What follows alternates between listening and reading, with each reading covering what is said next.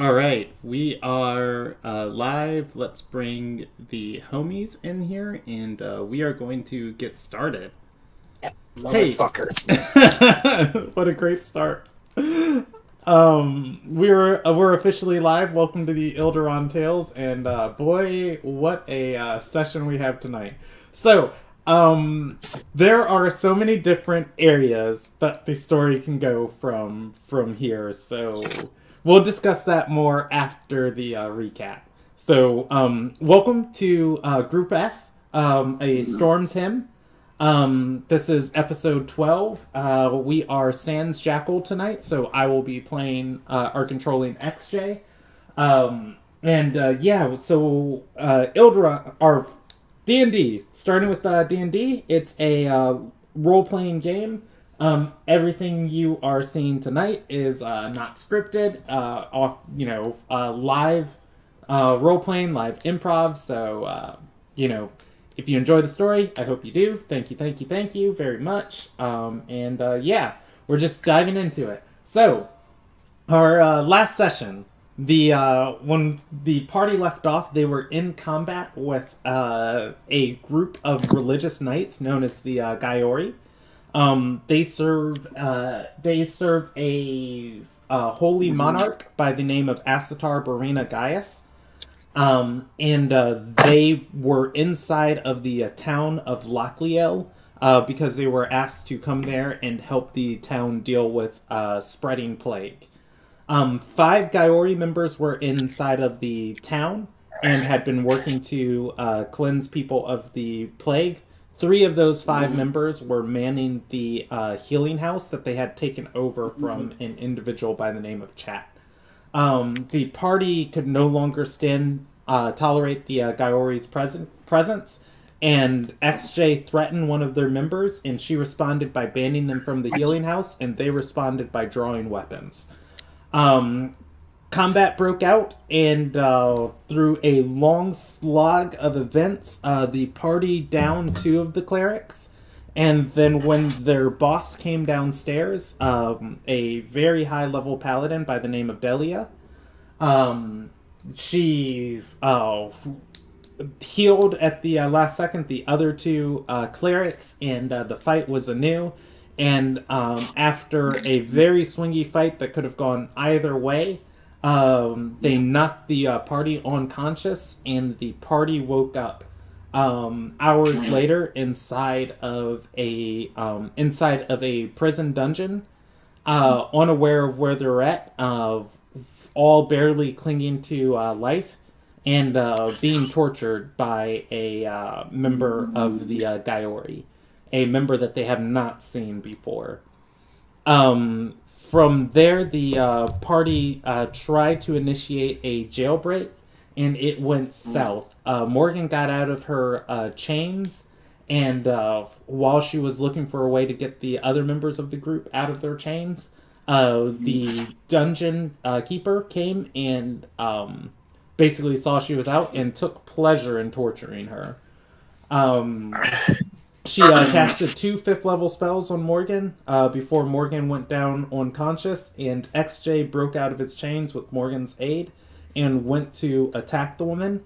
The woman has already expressed that she was not going to let Morgan die, and that there is no reason to torture somebody if you're just going to kill them.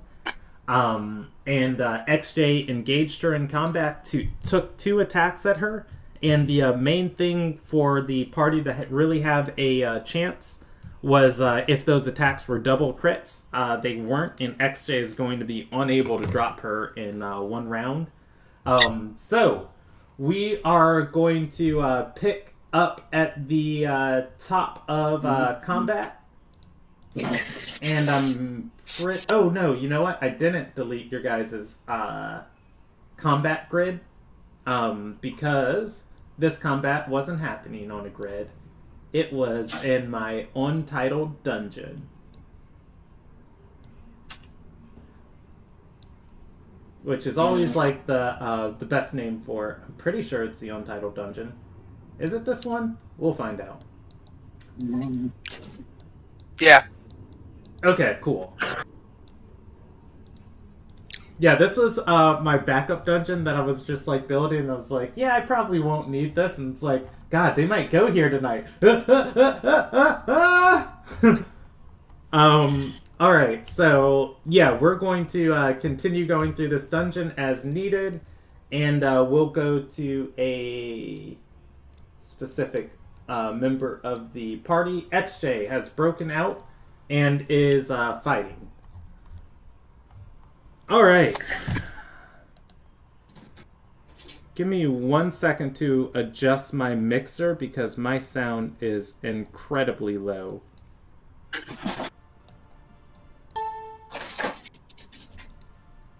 Alright, that's a little bit better. Okay, so XJ charges her. Takes 2 attacks at her. She is going to take the disengage action, stepping away from XJ and casting Spiritual Weapon in a 2nd level slot behind XJ. It takes an attack at XJ. XJ's AC, by the way, is no longer 21. He cannot wield his greatsword in 2 hands and shield at the same time. So that was just an issue on my part as a dungeon master and arbitering the rules. Anyway, she's going to swing with a 18 at his AC, and that is going to miss. XJ, you are going to... Everybody in the room is going to see XJ kind of pause in the center of the room. And he is going to sheath his greatsword on his arm. And you're going to see him pulling off pieces of his panel. He uses an action to remove his core. And he says, initiating self-destruct magical sequence. The woman is going to say, or rather the guy, Ori Knight. I forgot her name. Forgive me. Hey, Susan. Hey, Susan. Yeah, you named her. I have to pull up her character sheet real quick. There we go. The guy Ori, a Susan of the 6th Asuith, and pull her out as a window. All right, there we go. She is going to freak out as XJ removes his core, and she's going to cast Dispel Magic on it. And XJ is going to fall over limp. XJ falls over. He is motionless with his core in his hand.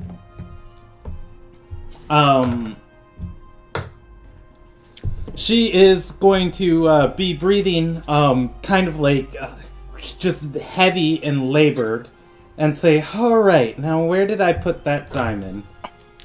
Going back to searching through her stuff on the table before she finally gets to...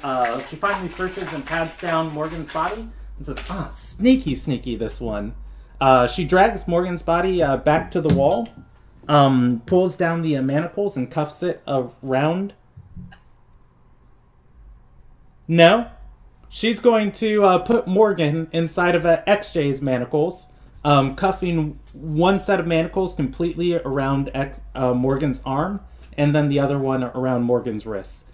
And she casts Revivify on Morgan. If Morgan's soul is willing, Morgan has the chance to resurrect. From Morgan's perspective, scene switch. Morgan is in an endless plane of fire on the horizon and scorched earth beneath her. Directly behind her is an ocean. No matter how many times Morgan turns around, the ocean is always behind her. No matter how many steps she takes forward, the ocean is always about 3 steps behind her. The fire is infinitely out of your reach. Wherever Morgan runs, whatever she does, it feels like she's kind of running in place. It is maddening. Yeah, exactly. There's this nice, endless fucking ocean, and I can't get into it. God, it's a special type of hell. While Morgan is like moving through this plane, a figure composed of smoke is going to appear in front of Morgan, offering a hand forward. Through its face, Morgan sees the dungeon. Sees the dungeon that she was in. Her companions strapped to the wall, XJ flat on the floor, motionless, and a woman with a diamond over Morgan's body, channeling light through it into Morgan's body. The figure extends a hand and says, Asuin has pleaded to the goddess. Has pleaded to the That's beautiful. Has pleaded to the goddess, or has pleaded to the gatekeeper for your soul. In return, she's offered it to you. Should you choose to take it?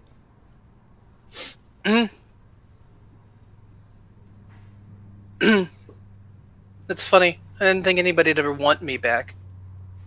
And then,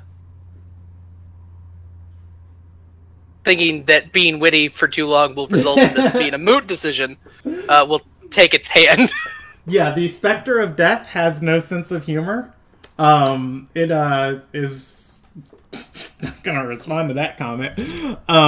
Taking its hand, its smoke envelops you, kind of clouding your mind before you are finally awake. And I believe Revivify just puts you back at 1 HP. Yeah, I don't think I come with even any of the. Yeah, I don't think you get any detriments either for being revivified. That's basically Probably because it's basically a defibrillator. Yeah, it's just like stop. What are you doing? No one said you could die yet. Come back. You return to can't restore any missing body parts. Okay, you return to life with 1 hit point. Do I regain consciousness? Yeah. With resurrection, we'll say you do get consciousness. With healing, that's when you'd have to, fight it. Slapping your face awake, Susan, yeah, that's it. She's going to say, come back. Hey, are you there? Now, what did you learn?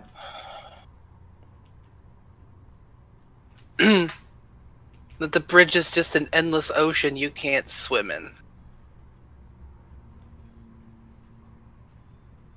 Her face is going to tilt a little bit and say, not really satisfied with that lesson. But, class, I'll give you the day off today. I'll have to go retrieve a couple more diamonds. She's gonna look over at XJ on the floor and say... she's gonna say, I've never dispelled a Warforged before. Is he dead? I don't know. Probably.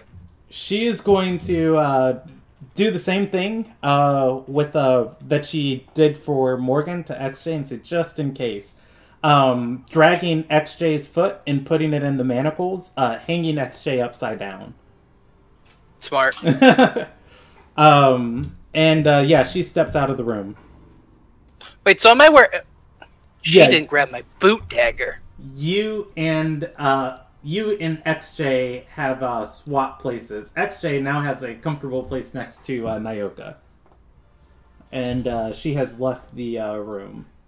There we go, we'll put her there. Alright, you guys presumably have the evenings to yourself if you want to do anything. Otherwise, if you want to talk, or we can skip forward a couple hours.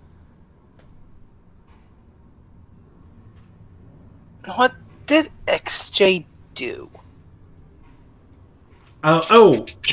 Yeah, by the way, Morgan sees XJ. There is this leather bound cord, like how you'd expect like a book to be bound, and it is wrapped around this glass orb that is no longer glowing, that is held inside of XJ's hand, and 2 pieces of his armor plating are missing. The cord goes back inside of his chest. He tried to kill himself. Further confirming that this has been a travesty of foolishness.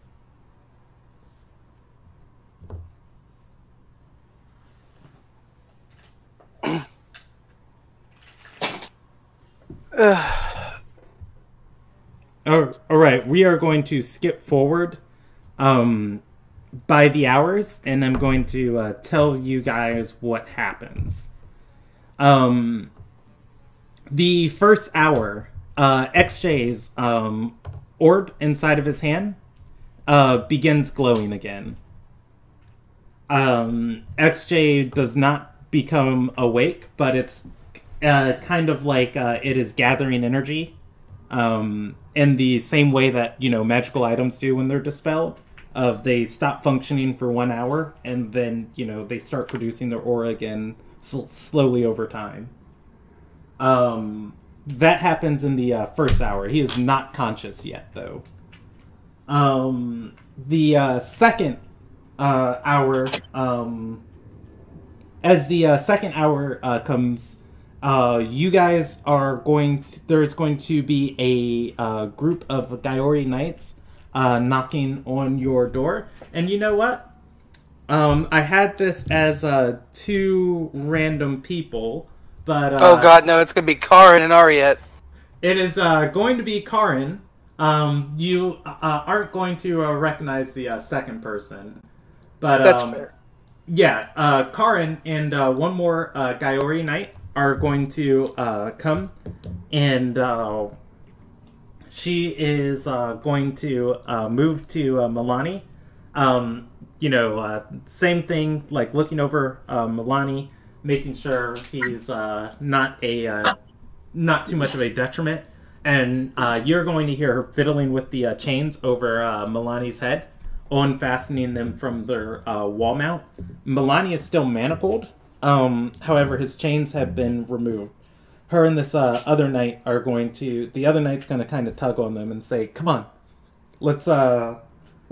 We've finally opened up a cell for you." A cell for me? Why am I special? She's going to kind of shove you on the shoulder and say, "No, you're all special in the eyes of our Asatar." Does Milani move? Not being able to fully see everyone, he's just going to look back at the rest of the group. I'll see you on the other side. Try to get some sleep. He'll follow. All right. You are led into the south chamber of this room. It is a long, stretching hallway with torches lighting. Excuse me. With torches lighting the whole length of the hallway. At the far end, you see a metal door leading to presumably, another set of dungeons. Are you okay, or is that your dog? It's the dogs. Okay. I'm sorry. I thought you were growling at me, and I was just like, "I'm sorry," All right. So, yeah, you're led down this chamber, and where was my thought process? Oh, yeah. So as you're walking, Karin is going to say, I heard you when you were talking to Delia. Oh, yeah? She nods, and you can't even hear her nod. She's behind you. She's gonna say Delia didn't have the heart for it. She won't remain she won't remain a the rank of her ass with for long. Her sister got her that position. And she's going to whisper in your ear as she's leading you forward. And she's going to say, I killed Chat. The bastard didn't deserve to live. That bitch, we should have killed her in the damn heel house! And why do you feel it's necessary to tell me this now? Because I'm not a threat? She is going to shake her head next to you and say no, because it's going to burn you up while you rot in that cell. But that fire is going to become passion. And passion, we can use that. Just be careful it doesn't become your end. She laughs, shoving you forward again and say, promise you'll think about me a little bit while you're sleeping. Damn, girl! Probably because you worship so much fire that you're that thirsty.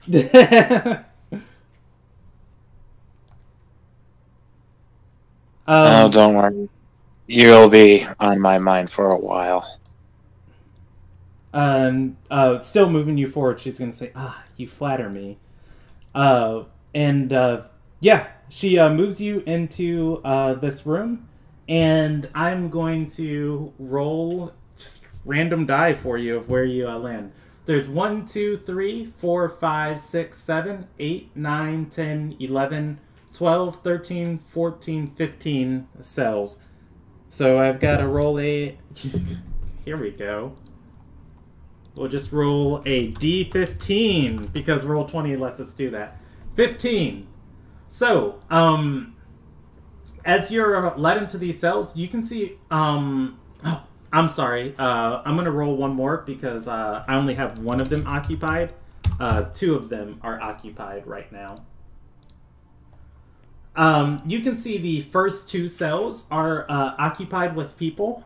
You get the Vegas like image of a woman huddled in a corner behind the bars through what you can see. And as you are, Karin and the guard leads you to the furthest cell and puts you inside of it. I know that looks really weird from the dynamic lighting from your end, and for everybody on the screen, this is what he sees. Brandon. Yes. Do I recognize the person in the cell I saw? I'll allow you any type of check you want to make as you're walking by. She is very obscured for you, and once again, for the people... okay, here we go. For the people who are watching, this is the sight that he has. Anyways, yeah, go ahead and make me a perception check to actively look. No. A 4, yeah, you got nothing. Alright, so, that is the second hour. And there's somebody that I missed that I need to put in these cells that is here. So if you just permit me 1 second. Alright, there we go. Alright. Yeah, so that's the second hour. The third hour of XJ is going to come to. By the way, while this is happening, the party is free to discuss amongst themselves if you guys want to say or do anything. How you holding up, Nyoka? I be held up by these chains, boss. Well, that's good. I'm glad you're doing okay. I am ready to tear these people apart. Me too. But we need to be smart about it. We're certainly in no shape to do it right now. Yeah, normally I would act first, but the spirits have been quiet to me lately, and I am concerned. You say that there's an ocean you can't get into. Nyoka would split the world and make it so. Well, you'll have to take it up with my particular spirit. From what I can gather, I haven't exactly lived an honorful enough life. And Harlot didn't put me on the boat.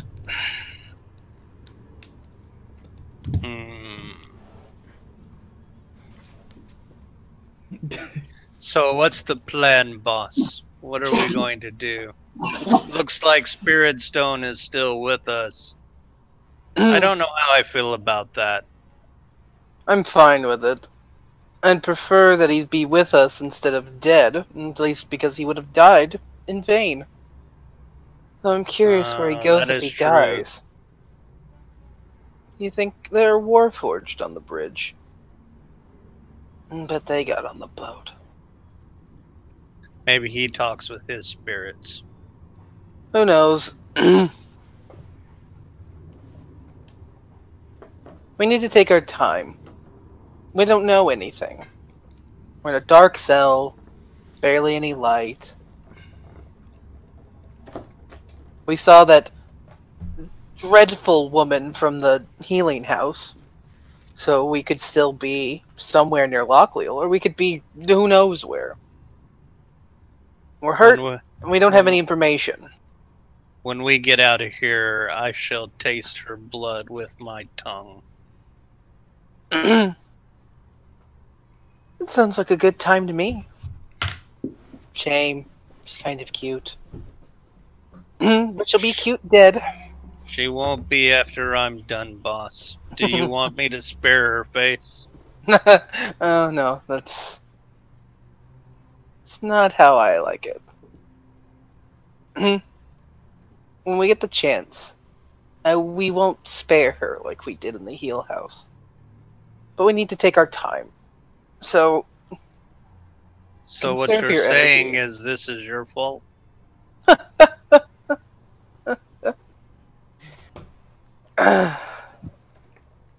Well, I didn't help. The escape attempt was stupid of me.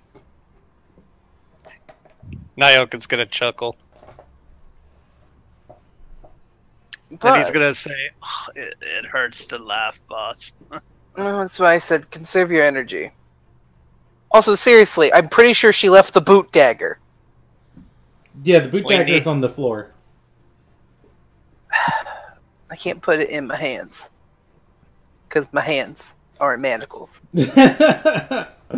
I'll allow Morgan an athletics attempt. DC, it's pretty difficult. But, like, DC 15, you can stretch your foot and, like, have your arm still manacled to the wall and your other wrist manacled. And just with the tip of your toes, you can, like, try and slide it towards you. But that's... No.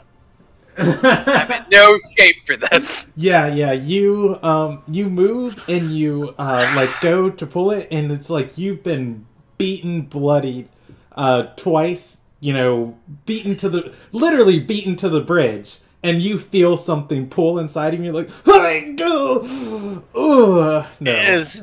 Brandon, is it close enough for me? Is it like on the other side, or is it... No, it would be 10 feet away from Nyoka. It's because Morgan was right in front of XJ on doing his bindings, and that's, you know, where she dropped it when she went down. That said, you know, after you guys are talking for a few minutes, the south chamber is going to open again. Karin is going to step back in. I feel like I need to name this guard. I'm gonna get mad if I just keep calling him like a nameless guard. Name him Susan. Susan? What's the male version of Susan? Name him Ricky. There we go. We're just gonna use the random generator. Hey, Ricky. Yeah. He's going to be Roaz. Sure. So yeah, and here we go. we'll roll him a rank of what he is. There are 10 Ossueths, so we'll roll him on a... he's not going to be that high. God, how do I want to do this? Well, we're going to roll him a D10 plus 2. There we go. That's a fair way. Roll 1 D10 plus 2. He is of the 7th Ossueth. Alright. So, yeah. So, Roaz and Karin are going to step back in. She's going to step up to Morgan and say, "Your throne awaits you, Your Majesty."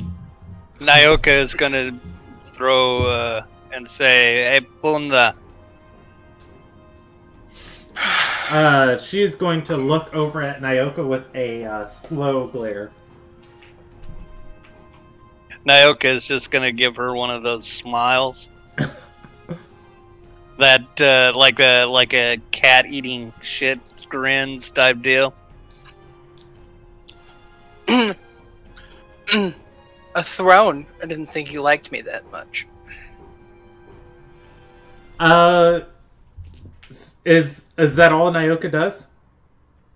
He is going to he's going to tell her a Jackie does what a Jackie does, and she's less than a Jackie. You're going to see her walk over to Nyoka. She stands in front of you, and she just stares deadpan at Nyoka. She reaches to her waist and pulls out a vial. How close is she? She's maybe 3 feet from you, 2 feet. My feet shackled too? Your feet are not shackled.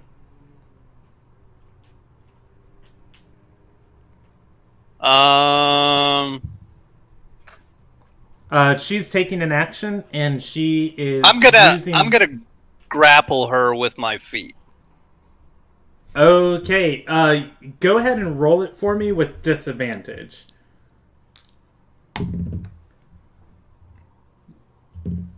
Oh my god, a 7. I'm actually going to. I have to look at her character sheet. You taught athletics, right? Yeah.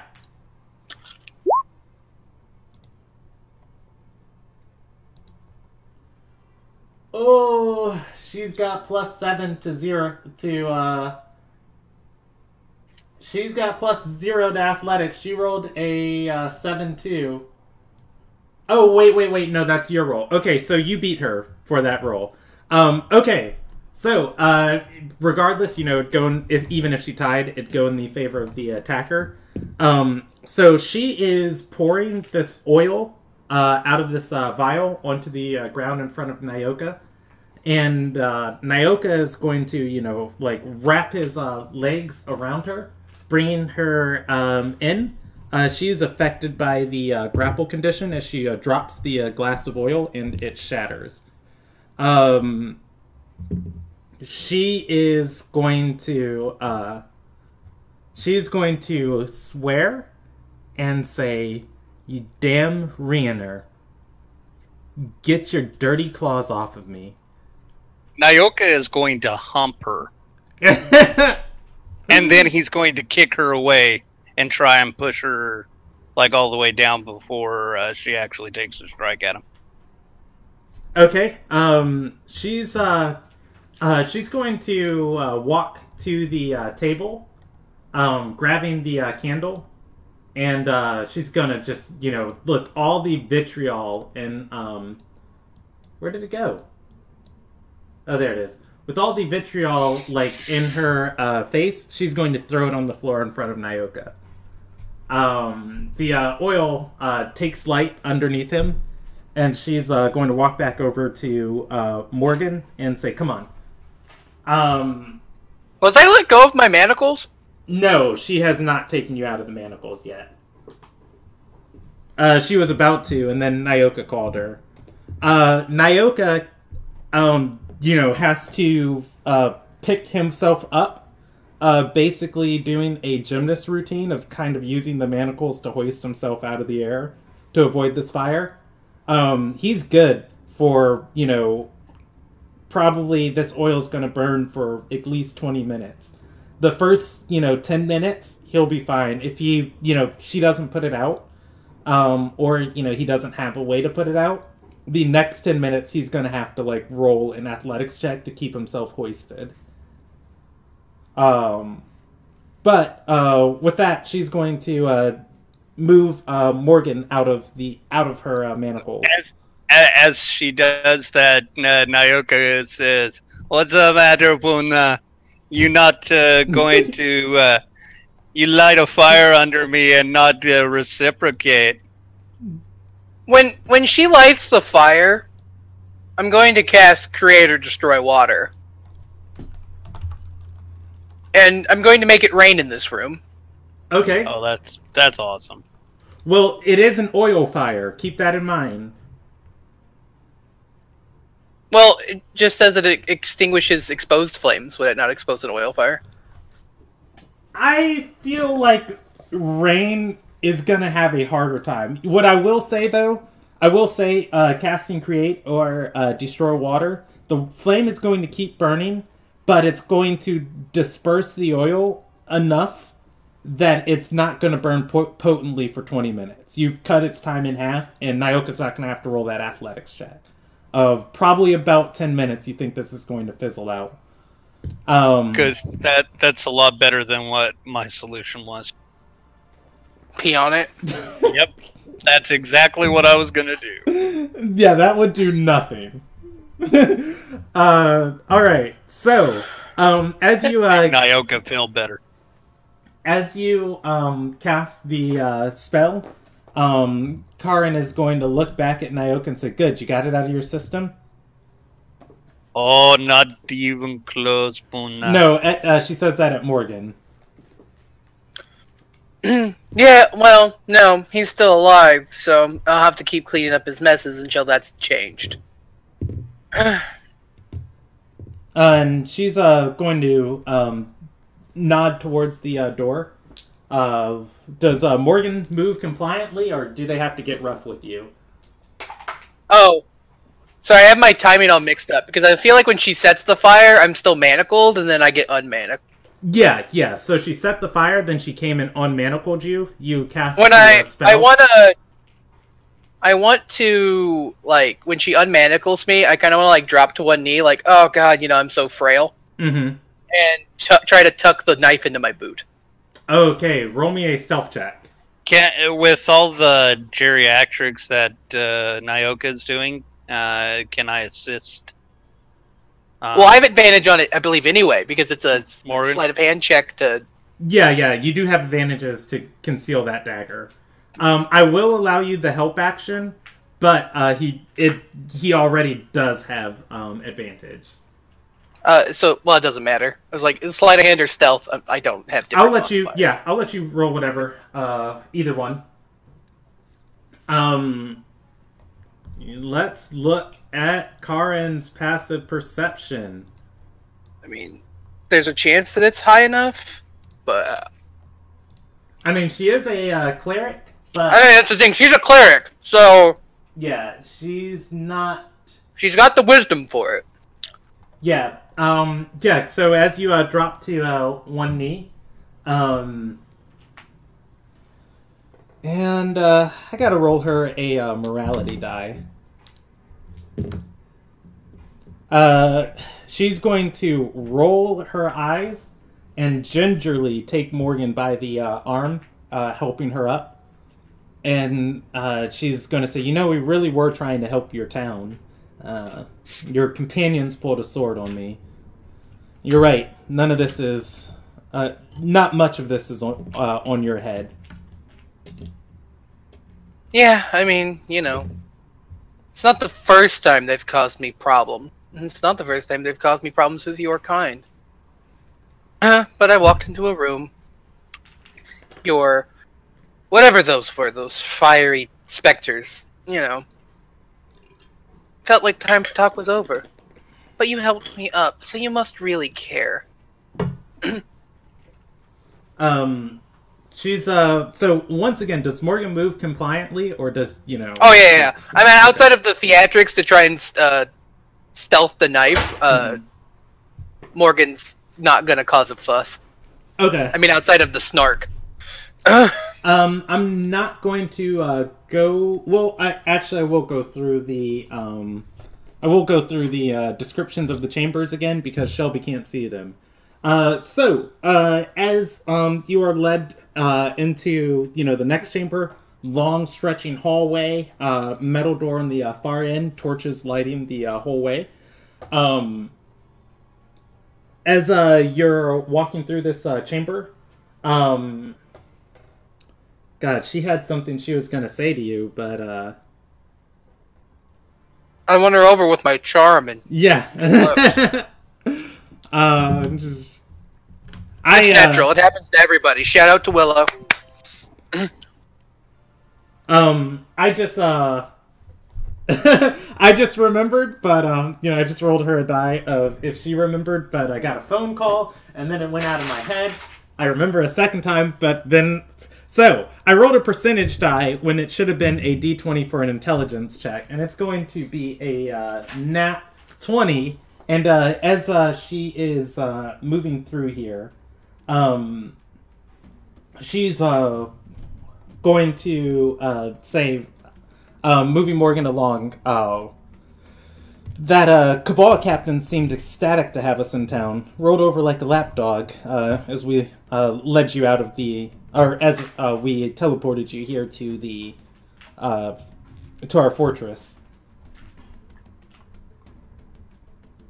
I was curious where Rain was. She didn't help us fight. I was worried you did something unkind to her. Gave her the old chat treatment. The chat treatment? What's that supposed to mean? And she's going to say, please, you saw Chat's body for yourself. Did we? You guys went to the cliffside? Well, no white body was, identified as Chat. Yeah, you guys didn't identify the body. But, Delia's story that she told you guys was that, Chat jumped off the cliffside committing suicide. And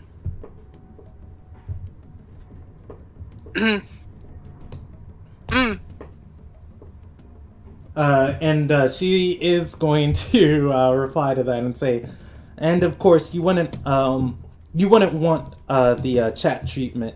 I treated him with the utmost of respect, the way a member of the Gaiori should. You killed him, lied about it, and dumped him off a cliff. You're right. You've treated me much nicer. No, but it's a shame to hear about Rain. We were in love. She didn't know it yet, but...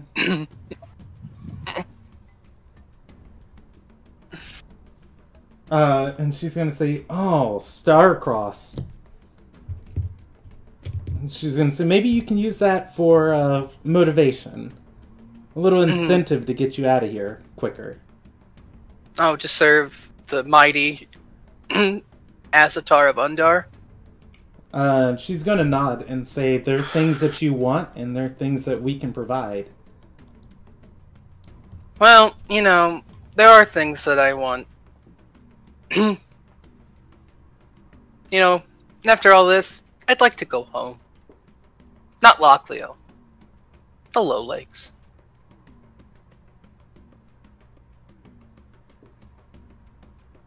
She's going to nod and say, you can start at the 10th Oswith. Find your place in the world. And help others find theirs. In another world, another time, I could have been an Asatar.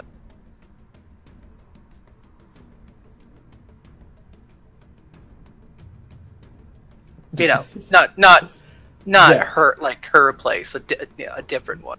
She is going to laugh and just say, clearly you weren't meant for ruling. At least not ruling over companions as dim as those that you've been traveling with.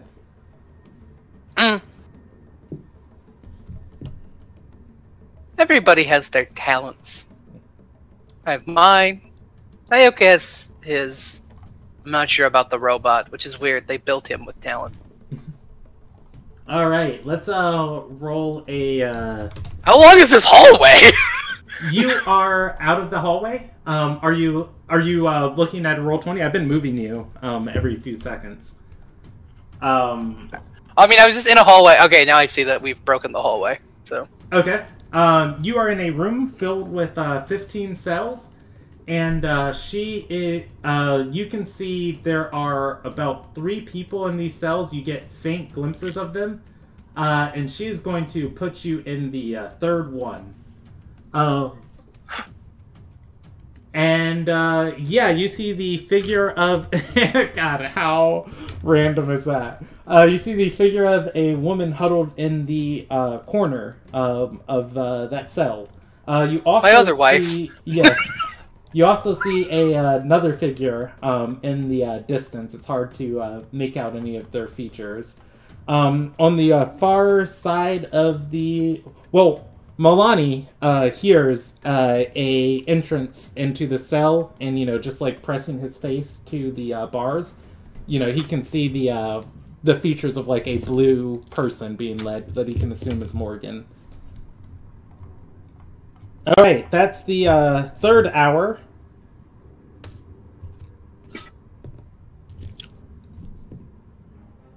On the or rather that is leading into the third hour. The third hour, XJ wakes up from his die, his D4 die that he rolled of, when he regains consciousness, hanging upside down from the wall with the manacle clasped around his leg. He's going to come to and say, vision recalibration unsuccessful. Why is the world upside down? You know what's funny? Is I can imagine Jackal saying that. He turns to see, the fire would have gone out by now, and oh man, the room is dark. Oh, you're all welcome. What a horrible fate for Nyoka. So Nyoka's been sitting the past half an hour in just darkness. Hello, darkness, my old friend. Let's flip a coin for D2 of who gets let out next.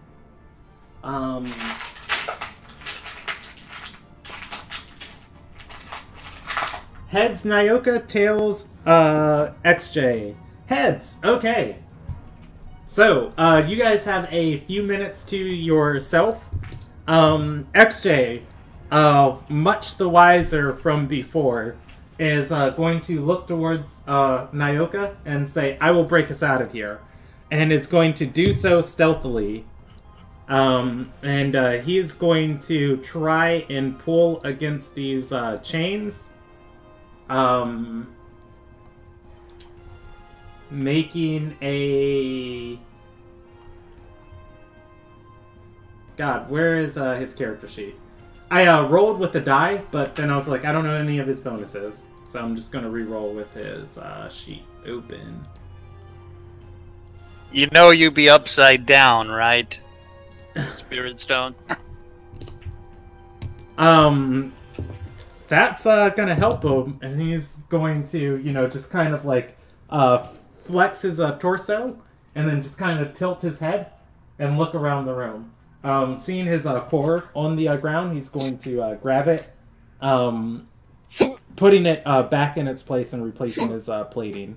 That takes an action to do.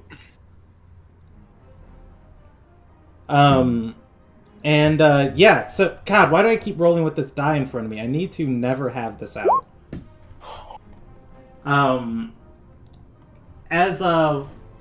As he looks around, he's going to very slowly just kind of do like an upside down sit up, place his hands gingerly on the manacles, and then just start tugging at them with all of his strength to break them. It is a horrible rattling noise as he struggles and strains to get this like new position adjusted, and it is not stealthily at all. Hey, Brandon, how good is XJ's hearing? Decently well. He's I mean, from what you guys have known about him, he's trained in perception. XJ hears a Jackie does as a Jackie does under Nyoka's breath. Alright, so, he keeps pulling at these, just trying to apply constant force to them. And after about 10 minutes of this, I'm gonna roll her a percentage die. Asuzan's going to come back in, and she is going to have a torch, and that is the first light that you get back into the room. She's going to be looking at XJ, who's immediately going to stop pulling at the chains and look at her. And he's going to look at Nyoka and say, "Don't worry, I'll kill her." Using an action to pull out his core again. She's going to dispel magic on it a second time. XJ goes limp. And she's going to look at Nyoka. How good is the Susan's hearing? I mean, you don't know that. That information hasn't been revealed. But she's been coming into the room when you guys have been making excessive noise through stone walls and doors. So she hears Nyoka muttering, "We should have brought Yomar."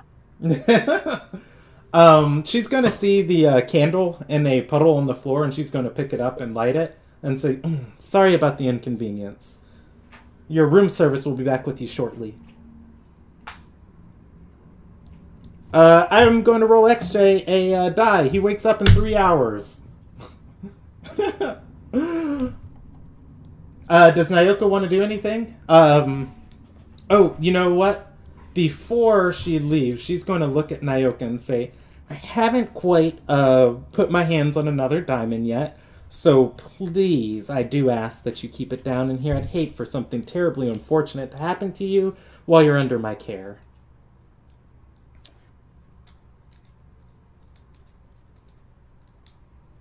Nyoka just stares at her.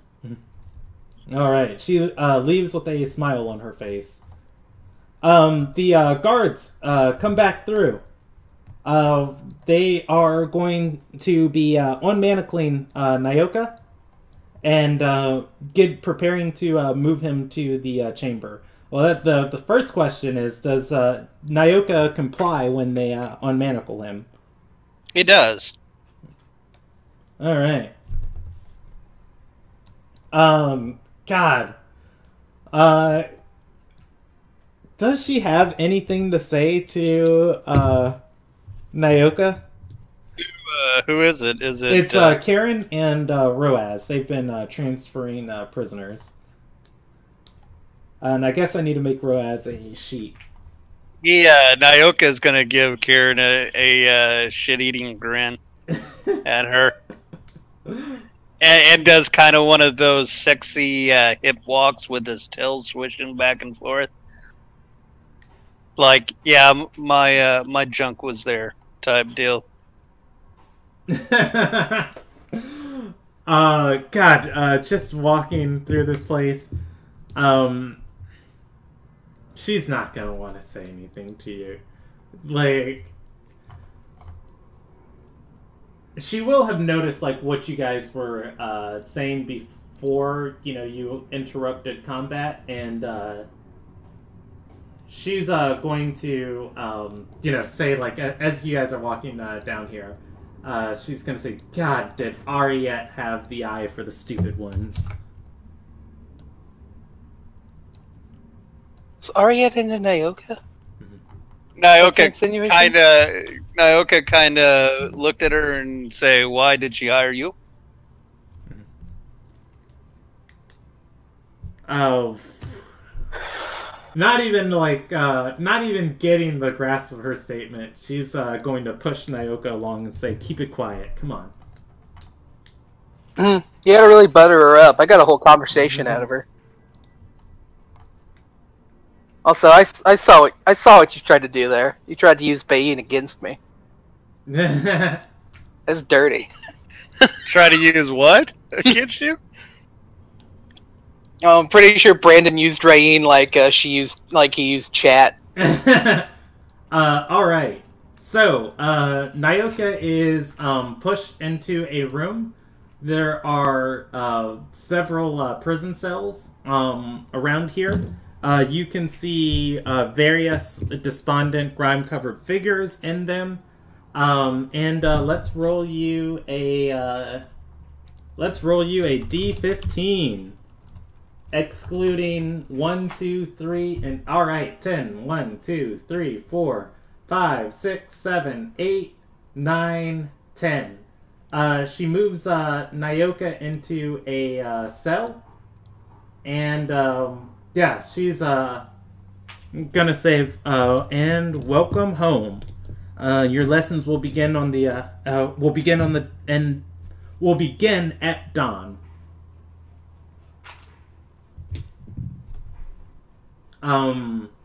Nyoka's gonna look at her and go, "Promise me you're gonna be there." She's going to take out her long sword, or her short sword, and run it against her glove, like just kind of, cleaning the blade, and say, "Wouldn't miss it for the world." And she's going to lock your cell and start and move out of the dungeon. Nyoka's gonna go, "Ooh, I shiver when you say that." All right, so. Okay, can I ask, when did Nyoka become fucking James Bond? Oh, you know what? She wouldn't go that way because she has to move XJ too. God, XJ's just gonna be dragged into a cell. I want to know how she's gonna lift XJ. He's like 600 pounds. She apparently gets nothing to her strength checks. Yeah, there's two people who just drag XJ along. Like, it's not going to be a pretty affair. You guys are going to see it in an hour. We'll skip by that hour. They drag XJ into the room. Just, no amount of pleasantness to it. No amount of just like, should we handle his corpse properly? Just, we're excluding all of the filled cells. 9. Alright. And she puts him into the cell nearest Nyoka. God, how rude is that? That everybody is on... So let's see what Milani sees. Milani definitely hears people. Oh, wow. Milani can't see any of them from his current cell. You definitely hear people being brought in the room, and you definitely hear that shitty, sassy lizard folk antagonizing the guards. Additionally, you hear another prisoner in here coughing every few moments. And just,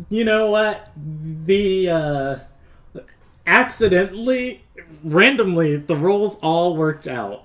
That Milani, the person who can cure diseases with a touch, is on the other side of the dungeon from everybody who can contract diseases from a sick lady. I can cure diseases.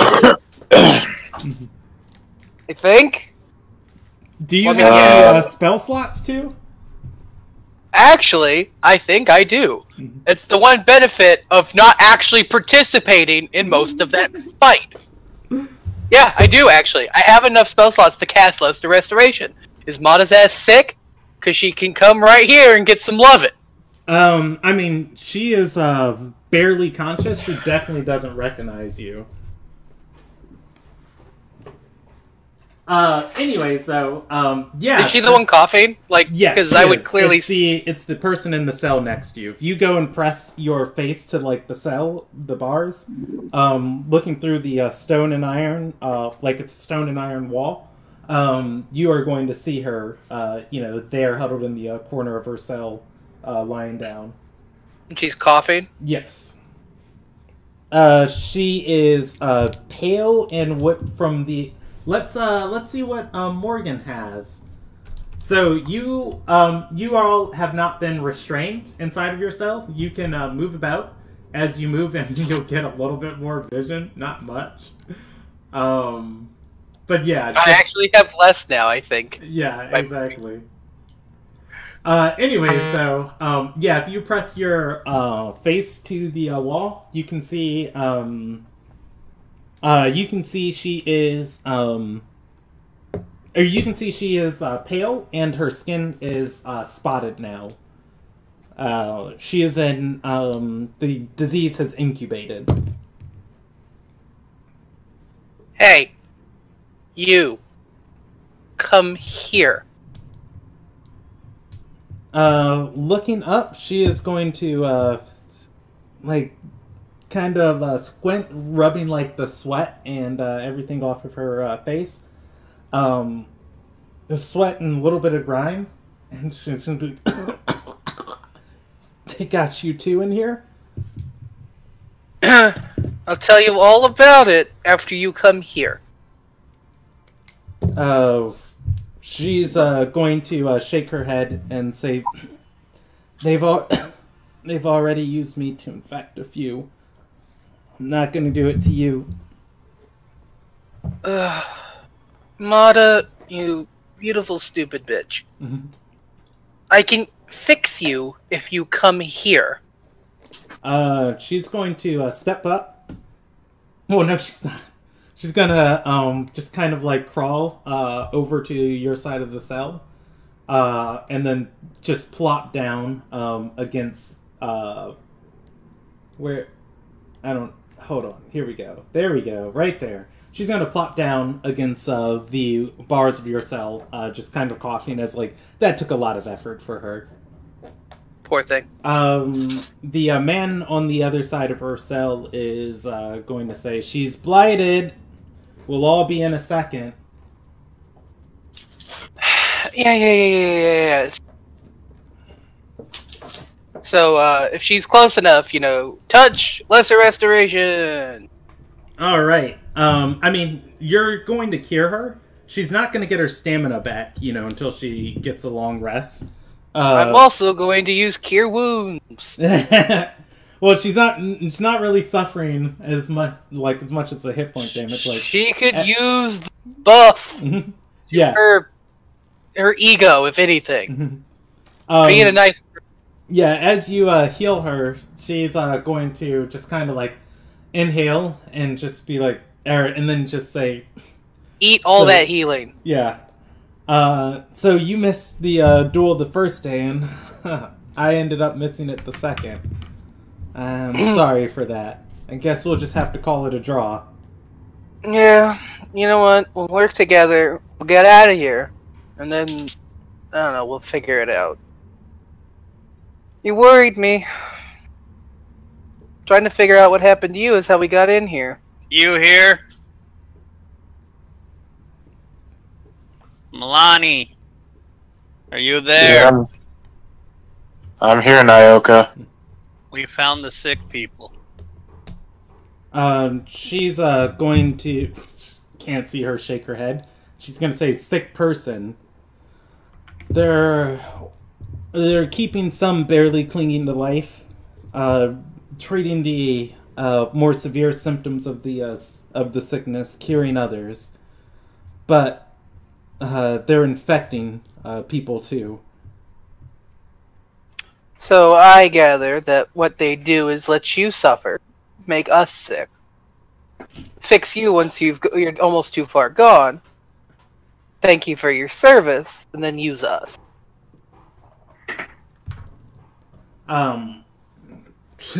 Has she been here long enough to pick up on that? She's gonna say, I don't know. They exposed me to a group of people earlier this morning. It's night. I don't know when it is. They keep the torches burning. There's no way to tell time from in here. Oh, part of their plan to disorient us. Brandon, Yes. how much longer would it be before Milani would get considered a full rest? 8 hours from this point if you start sleeping now.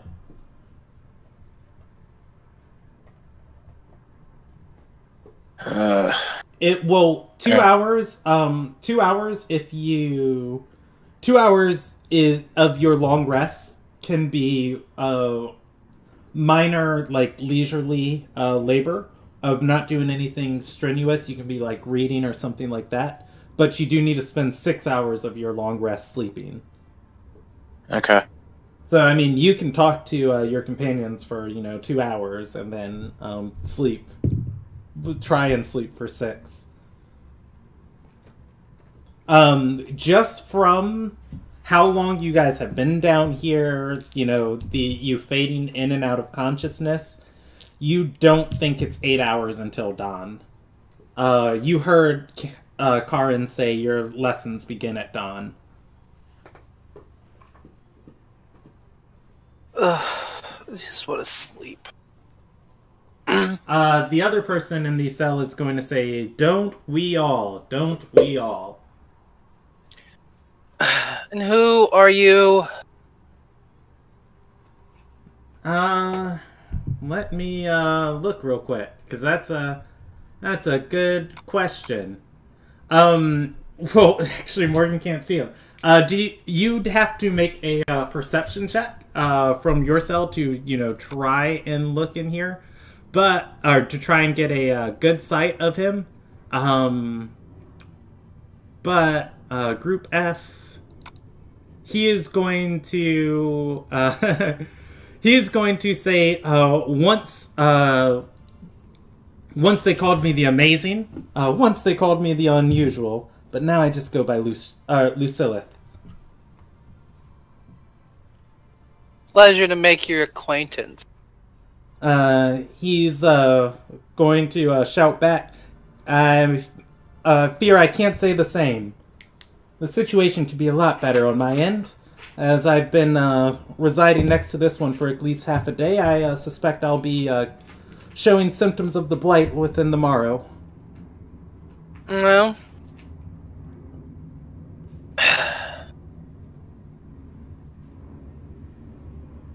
I could probably help fix that too. Getting a night of sleep in would be nice, but that doesn't seem to be an option.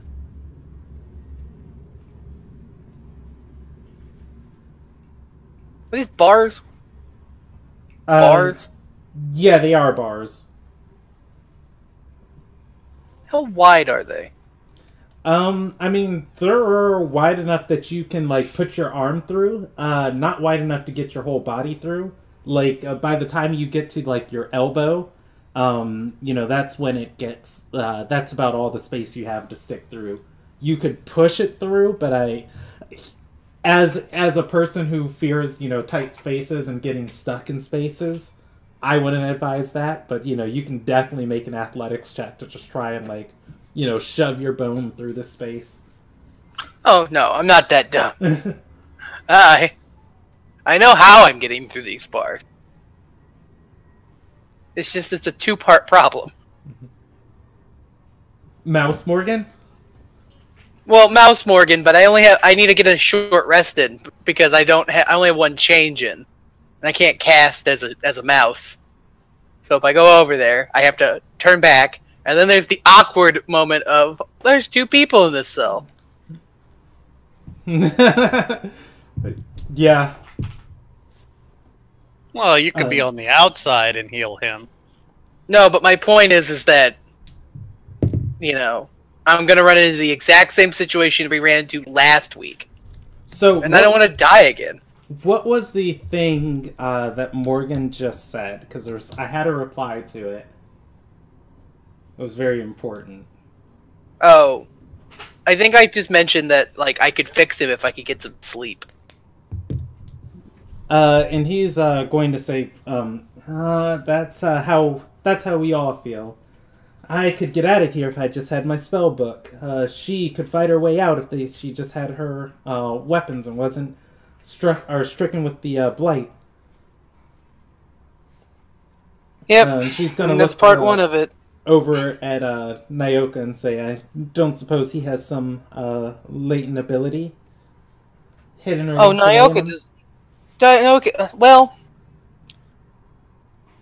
I have a small knife you can use as lockpick.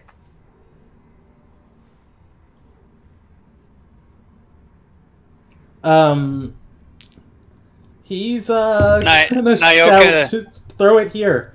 I'll either be dead from the blight in 3 days or tortured to death. Either way, I don't like any of those fates. I'd rather take a sword to the gut. Look, I've already tried the, Nyoka's gonna be like, "Are you trying to die?" Oh, that's his point, Nyoka. He's gonna say, no, I'm dying. Yeah. Mata, on the other side of the cell, is gonna say, sorry. Nyoka's gonna look at him and go, "You're still sniffing. You don't stop sniffing until you stop sniffing." He's gonna stand up, placing his arm through Mata's cell towards Morgan, and say, and I'd very much like to keep sniffing. I can't reach him, right? Like it's Yeah, bars you or can. two I mean, things? you can toss the dagger to him, or you just hand it to Mata. Mata, if you could. All right. She is going to take the dagger, look at Lucilith, and say, I'd rather take my chances. He's a scholar. He doesn't know how to handle something like this. And where is she? Oh, she's in the clutch. And Beach Lockliel and the Steel Cabal. Mata. All right, and let me pull up her skill checks.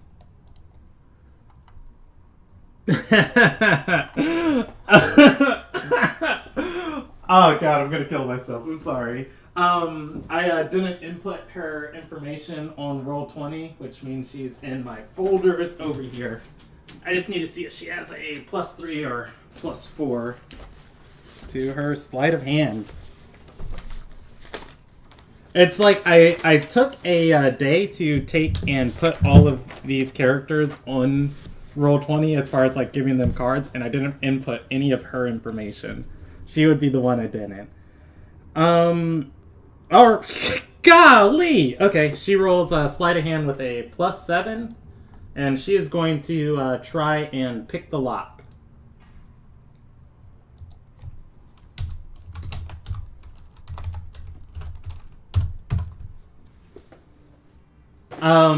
You're going to see her just kind of like go to the edge of she's going to go to the edge of this cell, kind of look around, reach around through it, put the lock, or put the dagger in the lock, this small little letter opener of a blade. And she's gonna fidget with it, and you guys hear the tiny ticks of like tumblers moving as the tip of the dagger is just hitting against something. Just gonna say, "Can't get a good, goddess, damn it!" She fails to pick the lock. She's going to move to the other side and hand it to Lucilith.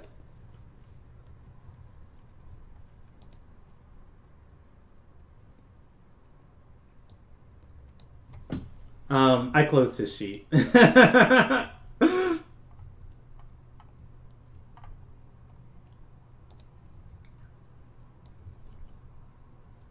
Alright, Lucilith is going to take a crack at it too. Lucilith is not trained in dexterity. Oh god, why is this sheet? Oh, because I copied him from that person. My bad. Let's change that. Okay, he rolls a 14. He also fails to pick the lock. Unable to get the locks of this dungeon undone, he's going to flip the blade in his hand before throwing it through the cell, sliding it against the ground back to Morgan's cell, and say, "Nice weapon. Where'd you pick it up?" I got it from a pirate. He's gonna say, "I can tell. Ironwind craft." Mm-hmm. A first mate. Is there any rats or anything In this area? Probably in this dungeon. If Nyoka wants to try and charm one over, I mean, in the distance you can hear squeaks. It's going to be a nature check or an animal handling check. Wait, there are rats nearby? I can talk to rats. Damn it. I will. Squeaker squeak, squeak and squeak. Here we Squeak go. squeaker. That's a squirrel. Oh. So what's the matter you? I'm sorry. Pretty sure that's a rat's talk. Yo, I'm walking here. Have you ever seen Ratatouille? Come on. Yeah, but they're French rats. They're different. So what is Nyoka's passive perception? Not high. And what is Milani's passive perception? Lonnie's, I think I want to say it's like 12, but let me double check. Okay. Yeah, you guys hear the squeaking of a... 14. 14 is what Nyoka's is. Okay. Nyoka hears a squeaking of a rat in this direction, or of a mouse of sorts. He can't pinpoint where it's at. He cannot see it with your passive perception. But yeah, asking if there's a mouse in this chamber, yes, there is.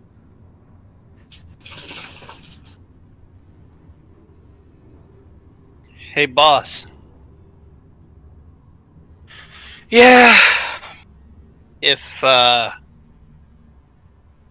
don't know if you have a better idea, but I could probably whip something up with a animal and that dagger. What are you trying to whip up? Well, some type of weapon other than a dagger. What do you make out of a rat? Blow dart, javelin. I have this technique of making a rat javelin. It's a very small javelin. I imagine. I feel like there are better uses for my knife than that. Well, the knife isn't going to get destroyed. I just needed to be able to carve into the rat.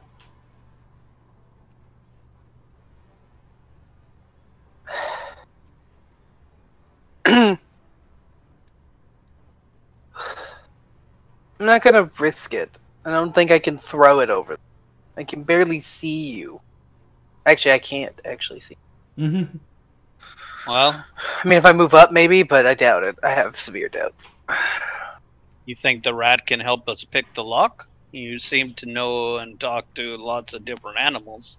Rats are stupid. Nyoka being the smartest out of all of those. Fair. I mean... And you talk If there are to... rats in here, they know... Well... Let me try to get one of their attention. And you talk to Yomar. How stupid is a rat compared to Yomar? They're about the same. Yomar's got 3 points on a rat. What does Morgan do? I don't know. How do I attract rats? You roll me a... What's Morgan's passive perception? 14? 17. 17. Alright. Morgan can kind of pinpoint. The rat is directly east of... Well, not if you want to know east. If you're looking out the bars to the right, the squeaking is coming from this direction. If you see that green ping that I'm making. Yeah. So... you can roll me a animal handling check to try and charm it towards you. Oh, that didn't work. It's like, Morgan can talk to rats. Get your bitch ass over here. It's like, well, she's not any politer to rats, but, you know. Right? Any nicer to animals than I am people. But no, yeah. How good is Morgan's hearing? It's a 17. Mm-hmm. Under Nyoka's breath, you hear, and she wonders why rats attack her. I heard that.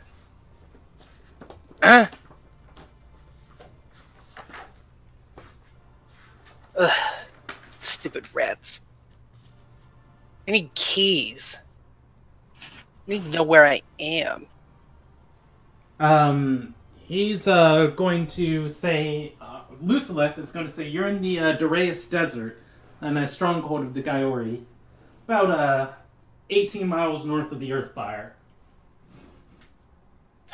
That's fun. Hate deserts. Does Nyoka have any idea where that is? Roll me a history check. Actually, would I have any idea where that is? I'll allow you the same history check. I'll say it's probably a little bit easier for Morgan because she's a little bit more learned. They've all been ones! I rolled 3 ones today! 10? Yeah, the desert is definitely south of Low Lakes, definitely south of Lochliel, south of the Clutch.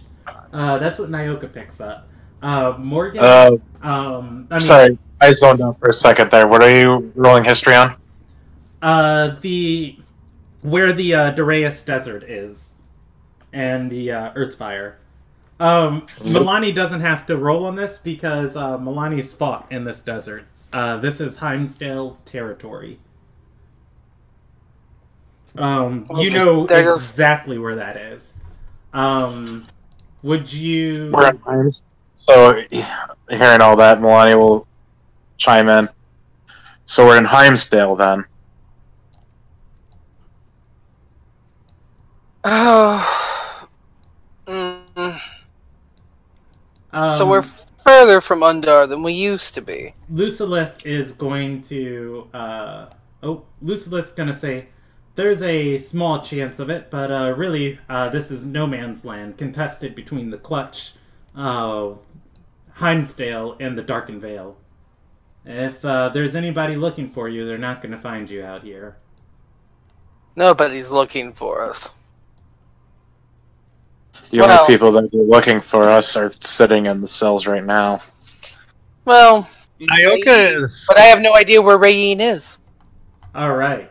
So Nyoka is going to ask the spirits if there's a way out of the cells. Okay. You and I discussed this on Discord. You can roll me that religion check, but they respond, once a day. I thought it was past the day. It was... No, dawn is... It wasn't... Yeah, but when I asked for it was ways before that, remember? Yeah, the actual official announcement, I think, was when we, before we even talked to Rayin. Even before that.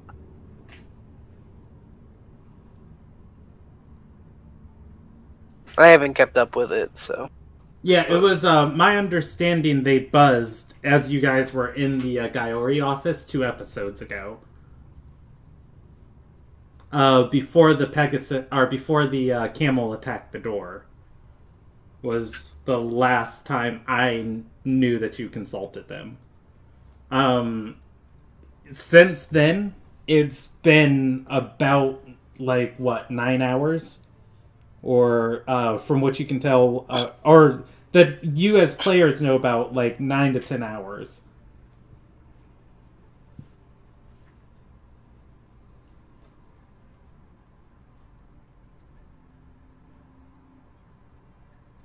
Were there any doors in that hallway? The one that led south? The one that led, the one that led here. No, not that you could tell. There was something I just needed to do. I remember. So, Milani. Yes. The green X on the map is the northern, or the Galcan Earthfire. Lucilith said that you are approximately 18 miles north of it. So we're somewhere around here. Yeah. Boo! All I wanted right. to go. I wanted to go.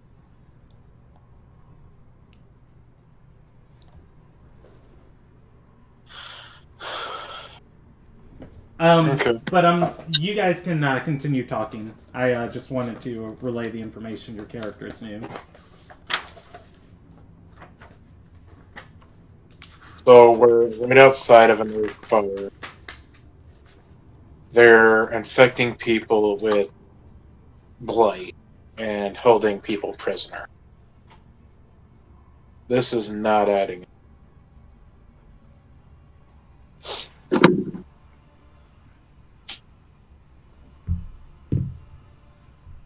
We know that they wanted. We know that they wanted to make a move on the Master of Magic.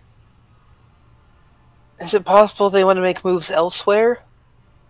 You know, it's rather effective to stage an assault when everybody's sick. Is it possible they're trying to make an Earthfire weapon? I doubt it. Lucilith is going to speak up and say, "Oh, I've already solved this mystery ages ago. Just on the account of that we're all going to be dead, I haven't shared the information because it's not too prevalent." Well, you know, I'd like to go back to the bridge with more information. He's going to speak up and say, the teleportation sigils inside of Beechwood Retreat are all closely watched. You know, the Ruby Alliance oh so loves their bureaucracy, inherited it from their Lilnagian roots. I'm not certain where the Gaiori have gotten a staging ground, but they are bringing sick people here to this fortress and teleporting them to that staging ground. Wherever it is, I surmise that it's within at least 2 days of a march in Beechwood Retreat. They'll launch their attack under the guise of a plague outburst. It's the only reason I can conjecture that they need so many people infected.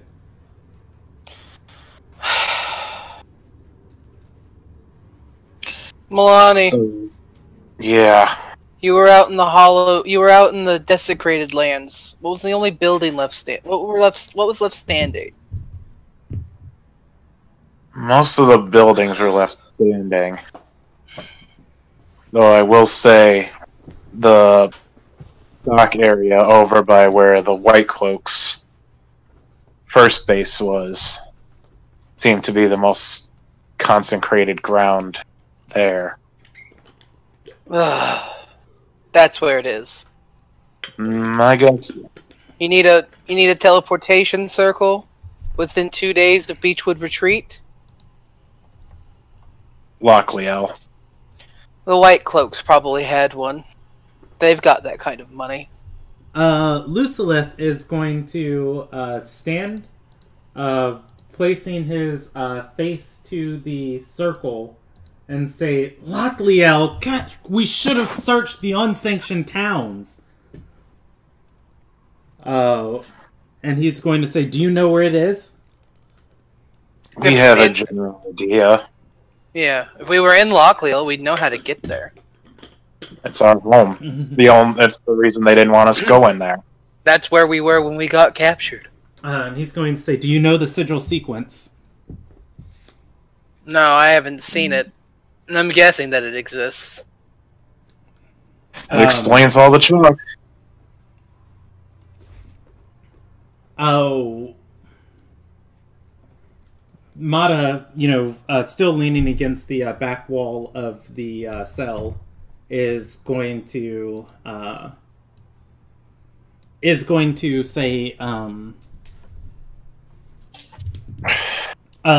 to say, Lucilith works for some magically, or for some magical organization. He was sent here to dispel whatever circle they were using. And he's going to say, "I didn't anticipate a tertiary base of operations." What magical organization? If you don't mind. He's going to say, "Oh, well, we'll all be dead in a few hours anyways. I suppose there's no reason taking secrets to the grave. I work for the Silver Sigil. For ancient times, we've watched over this world. That said, I'm not used to failure, and I don't like it." Join the club. So you're a magic user, and you mentioned earlier that you need spellbook. Do you have any capabilities without it? Well, you can't even see any of his gestures. He's going to say, "A few practical cantrips that I've memorized but nothing that can help in situations like these. I can spend a few hours melting away one of these locks, but all that will happen is the guards will come and place me in a new cell. I can burn through all of these cells in 15 hours, and then they'll move me to a different part of a dungeon. And if I can keep playing a nuisance, they'll just end me sooner." Now I understand. My visit to the bridge coincided with an escape attempt. He's going to stand up and say, "Well, you've given me one final ray of hope. Now that I know where the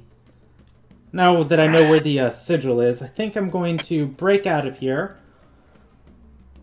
fight the guards. If I get a hand on my spell book, I'll send a sending to my organization, and at least they can send another member to dispel that circle. The circle's dispelled, and I think that will be should halt their plans in place enough and absolve us of any influence in the matter." And he's going to say, "Well, if any of the guards asks, you've had no contact with me and you're not a part of this. Sorry." And he's going to... You hear him shout an invocation, and you guys see a bolt of fire launch from his hand to the bar. He shouts another invocation. Bolt of fire launches from his hand to the bar. Another bolt of fire from his hand to the bar. Oh my god, can you be quiet? He's gonna look over and, well, also, I need to roll these people, checks, and he's gonna say, "No, I'm trying to make a scene. I know where they're keeping my stuff." So, that's the thing. If you give me 2 hours, there's a reasonable chance that I can get into where our belongings are and bring them back to us.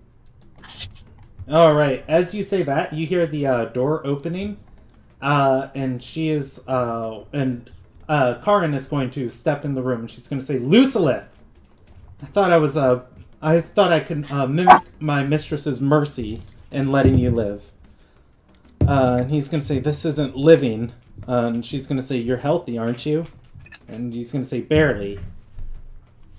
And she's going to inspect the lock and say, firebolt. Really? We all know that one here. And he's going to say, well, it's all I have in this situation. And she is going to pour oil, take out another flask of oil, pouring it over the lock, it pulling onto the floor. Not stopping there, and just kind of like running, and she'll pull out a second flask for this, and she'll just kind of run it over into Mata's cell. Some of the oil that she's spread, pulling into Morgan's cell. And say, well, have fun. Next one, you all go up in flames. And see if I'm so quick to respond. He's going to say, you know what? I'm sorry. You're right, I'll be more compliant. She smiles and says, thanks, that's all we ask. She's going to run her sword along Morgan's cell to Mata's cell, to his cell, just hitting against each of the bars as she walks out of the room. She looks, by the way, for Morgan, because Morgan has 17 perception, she looks tired. You can assume this has been just as pressing on her as it's been for you guys. She hasn't had the time to rest either. Which means that she's not healthy. Or she's wasted just as much magic as I have. More so, I think. He is going to. You're gonna see him like just kind of. You're gonna. Only thing I've got left to break these bars are my fists, so you better have a good plan. Okay, if you know where they're keeping our stuff, I have a trick. I can turn into animal.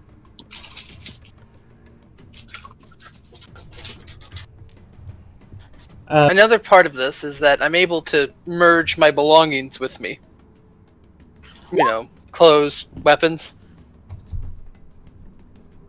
That means I have to do it twice. He is gonna say, I've been counting heartbeats, not accurately, as I kind of gave up hope in the last few hours, but I don't conjecture that you have more than at least 2 hours before sunrise. Or before dawn. Whatever you do, you better do it fast. That's probably not enough time. Mata's going to say, or exactly enough time. It'll take 2 hours. It'll take what? And how long? Short rest is an hour? Short rest is an hour. It'll take me an hour to get another charge in. That means we have an hour for me to get our stuff and get out of here.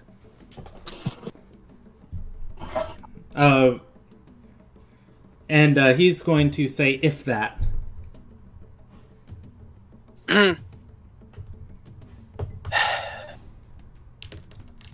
We're going to be cutting it rather close. I just hope you both know that. Oh. All of you know that. Mata is going to say, I thought I was going to spend the next week dying of the blight. Close is fine for me. That's more hope than I've had all day.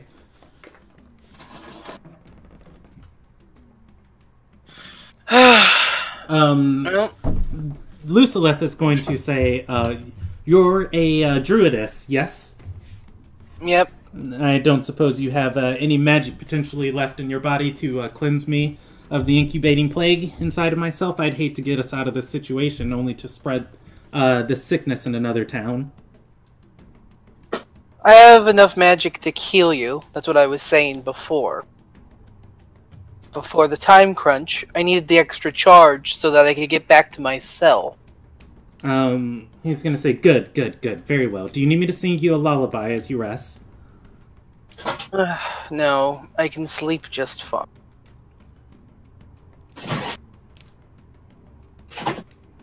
And he's going to say, "Yeah, that stuff I told you about my the people I work with, I lied."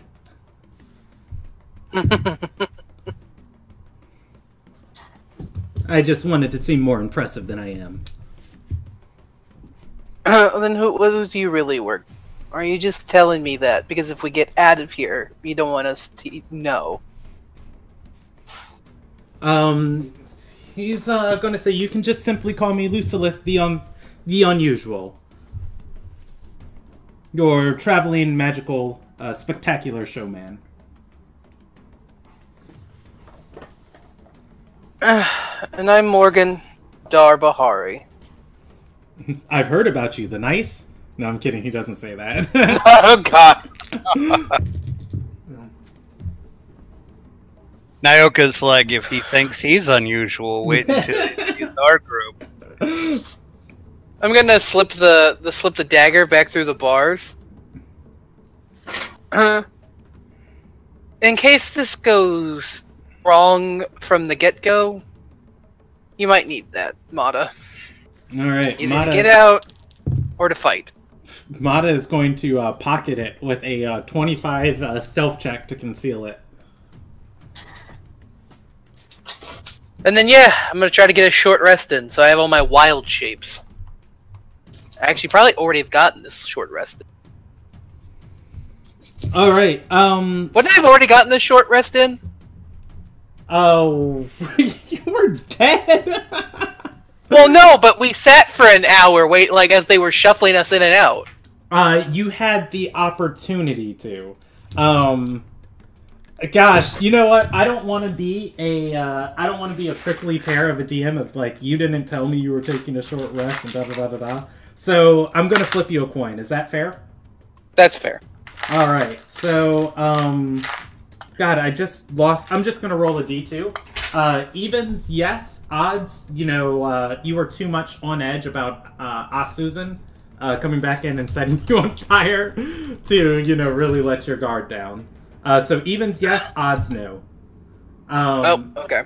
Yeah, I mean, the fear of fire is pretty horrible, but Karin told you that you have until dawn before they mess with you again. So that's, going to be a little bit easier on you. All right. So, does anybody want to do anything in the hour? Yeah, Morgan, before you go to sleep.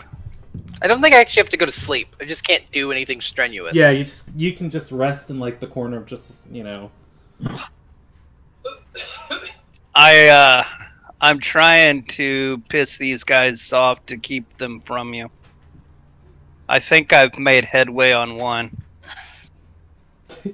Headway? That's what you call it? Just so everybody's aware, she's tired. So it's possible she hasn't quite recovered from our fight. Good. Good. The best that means is she doesn't have all of her magic. She might still be rather healthy otherwise. Nyoka is strong. I will tear her apart. Just letting everybody know, because this is likely going to start a fight. And just so you know, Morgan, I'm giving you a heads up now. I'm not holding back against her this time. I don't care if you kill her, she can't get popped back up. Yeah, well, okay. She informed me that she killed Chet. Of course. Lucilith is going to say, there shouldn't be any need. There shouldn't be any need for a fight. Simply retrieve my stuff. I have all my reagents in my sack. As soon as you bring it back here, as long as we can be quiet before they come in and start their lessons. 1 minute, I can draw a teleportation sigil to a place I know. We can recover there, and then within time we can be back on this continent, and moving towards the circle if you'll point me in the direction. Sounds good enough. Like I said, I'll need to rest before going to do this. And he's, yeah. The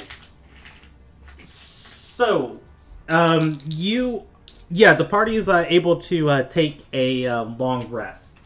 As You mean a short rest? Yeah, that's what you guys take a long rest. Like, you don't even show up for class. Lessons is stupid. School's for fools. Who are you, Nyoka? I'm kidding. No, you are able to take a short rest. Since Morgan doesn't have to sleep, they're not going to do anything, too concerning, but Lucilith is going to run you through, like, his investigation of what he's found so far. And he's basically going to explain to you that starting a fight here is pretty much the worst possible thing, as this is one staging point of their forces, and that the Gaiori are staying here, and their force and the people that they're keeping sick are staying at a tertiary site that he did not know about. And here are fully armed Gaiori knights. A whole stable full of Conflagi, which are, it's plural for Conflagus, which are flaming Pegasus. They are the chosen mounts of the Gaiori, magically bred beasts to, basically just be their nightmares. People all the way from the 10th Asuith to the 4th Asuith within this fortress in different parts of it. And basically saying all we want to do is dispel the circle to make sure they can't quickly bring everybody where they need them to be. If we dispel the circle, this army can't march on Beechwood Retreat within a day. It then becomes X amount of weeks before they can get there.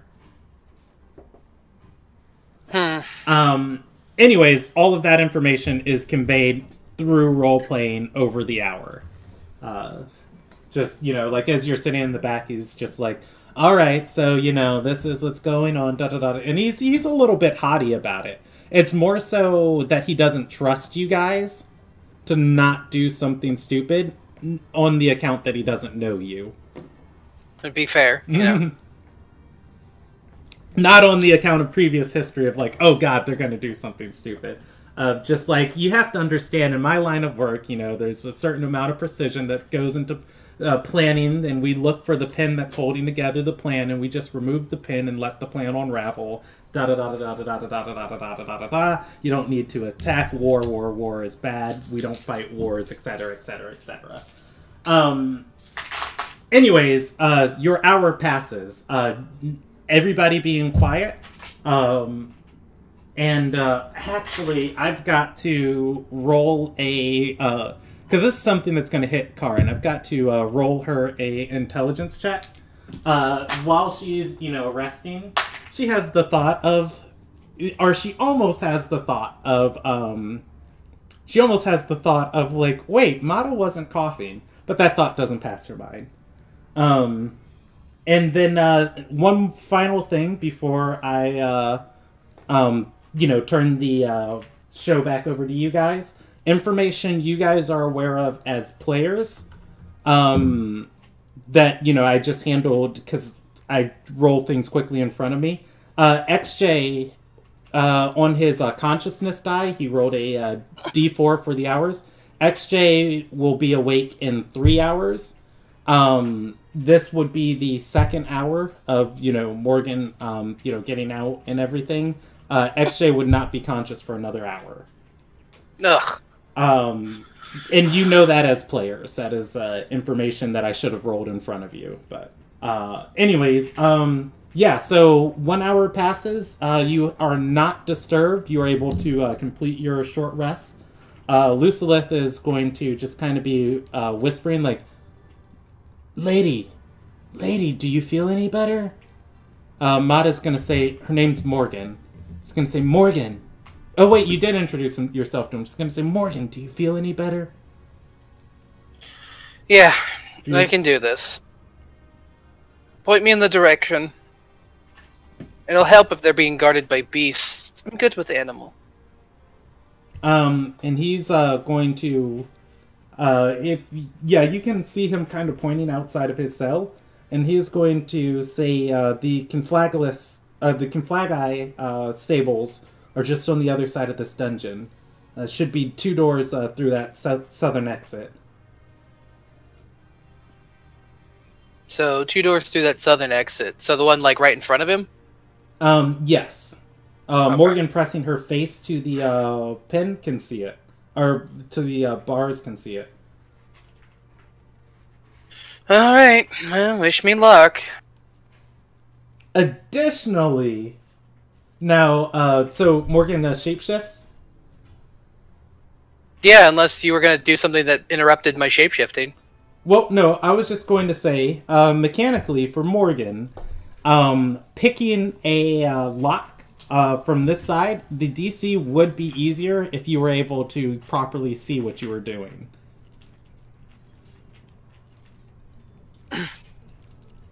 But you were able to shapeshift and get out of the bars. Don't you tempt me. Hey, it's my job as a DM to tempt you and give you alluring options. Well, that's fair. It would be easier if I don't have to reach through, but the other thing, too, is, like, I still have to then go get their stuff. And from what I can gather, you know, I have to stealth past people. As a rat. You know what? Just because our session last time was so heavy, I will allow Morgan an intelligence check of DC 8. Just a straight, so an intelligence check. That's just Yeah, or you can do it as insight. Oh my god, really? Yes, please. Insight, so 26. So as you get out of the bar and you're looking at these locks, you're gonna notice Mata was moving around through her cell after you healed her like a cat. Even doing horrible and not being able to see the other side of this lock, she was extremely dexterous, much more so than you. A not terrible course of action could be freeing her and banking on her to get the stuff and bring it back than you. A not terrible course of action. See, I gotta weigh that against... Is it worse to let her try and do this? Is it...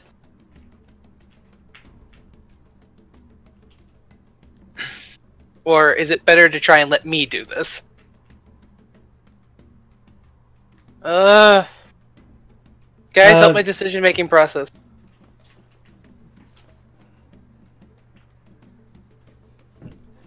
That's up to Rob. I mean, you do what you think is best, and then we'll blame you for whatever actually happens. Mata I to... said that out loud. Sorry. Yeah, Mata is going to see you. Mata's going to see you like pausing at her cell, just kind of like looking up at her as Mouse Morgan, and she's going to roll her eyes of just like, God, that's cute, just like I will post a picture in the group chat later of like how I'm imagining this scene. But anyways, she's going to reach around her cell, and she's going to say, I won't let you go at this alone. And she's going to try and pick the lock a second time. And I need to remove my dice so I can roll some of these things in front of you. But the last time she rolled like a 5 on the check. This time she rolled a 18. And that is going to, she's going to just like kind of know a little bit more about this tumbler, moving the dagger into her hands, and you're going to... The oil is going to help out a little bit too. It's definitely going to be a big part of this, and you're going to just finally hear something click before she just, kind of looks around and just slowly opens the gate. The oil, again, helping with the bars, not really making a lot of noise. She's going to stealth behind you. Why don't she help us all open all of the... Well, you guys don't know how much time you're working with.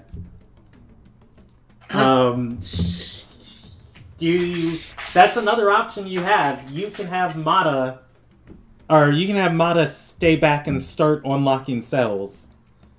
It's not a fast process. I'm a mouse. Mm-hmm. Yeah. I can't provide course of action. Yeah. This is what got us here in the first place! Alright, well, Mata does what Mata does, Yeah. then. Mata is following Morgan Mouse. If Nyoka wants to say, hey, just let us all out, then, you can tell her that. Nyoka would probably say, hey, let me out. Not necessary all of us.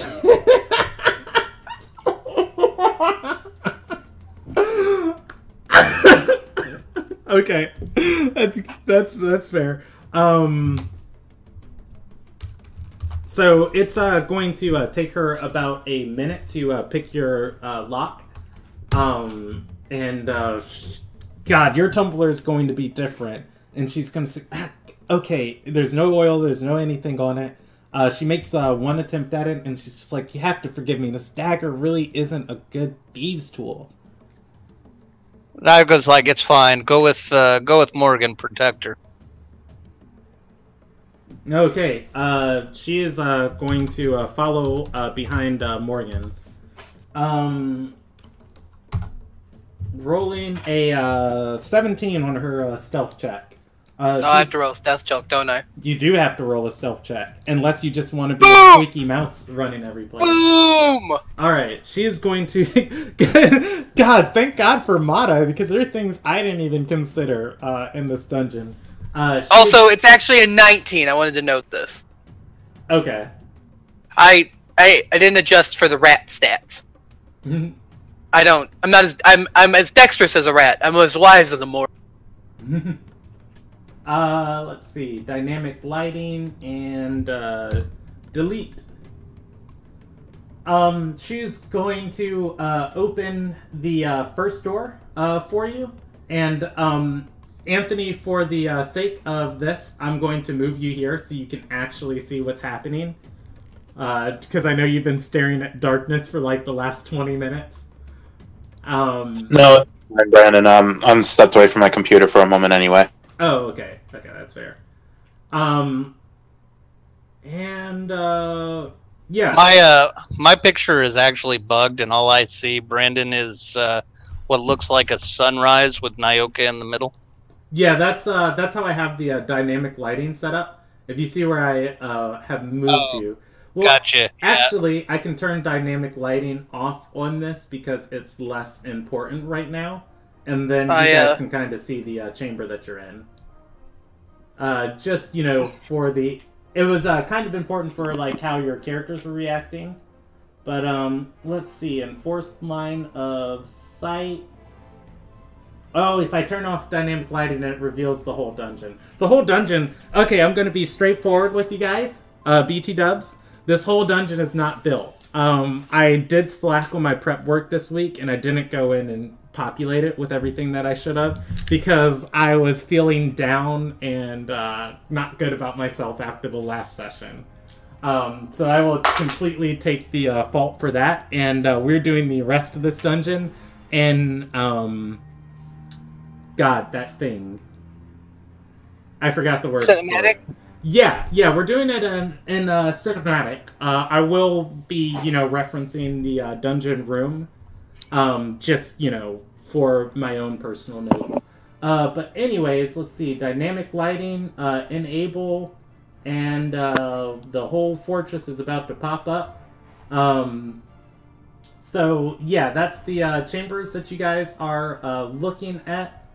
And I'm about to re-enable it just so I can, it helps my own mind.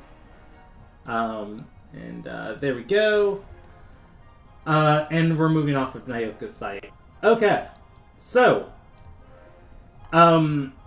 Mata is going to open the first door. Oh, I forgot I did put a little bit in here. Mata opens the first door, and I'm going to put light on Morgan just so you can see what you're doing. And I'm going to put all players have sight on her. All right. For the other players now who are, not involved in this part, we'll just do that like that. That's cool. That's fair. For the other players who aren't involved in this part, you are, free to watch the stream and just look at, the environment going on. Mata is going to, and she's not there. Mata's going to open the first door gingerly, moving to the second door for Morgan, and cracking it ever so slightly. Looking through here, you can see Karin is at a table, and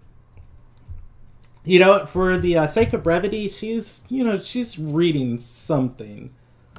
She doesn't seem to notice that you guys have opened the door, and Mata is just going to move it forward just a tiny bit more, making sure the light of the other room doesn't shine into here.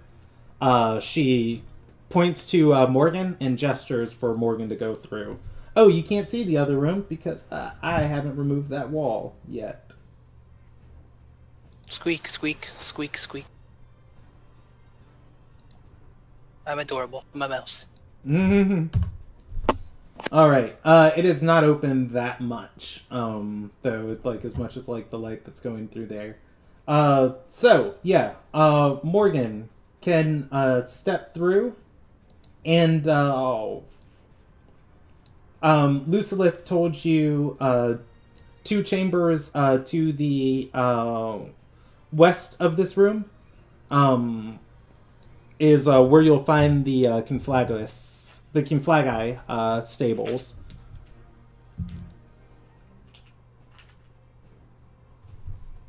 Mata is going to follow in behind you, and I'm going to roll her a percentage die.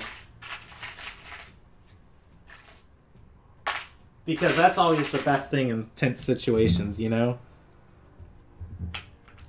Alright, 95%. So that's well in her favor.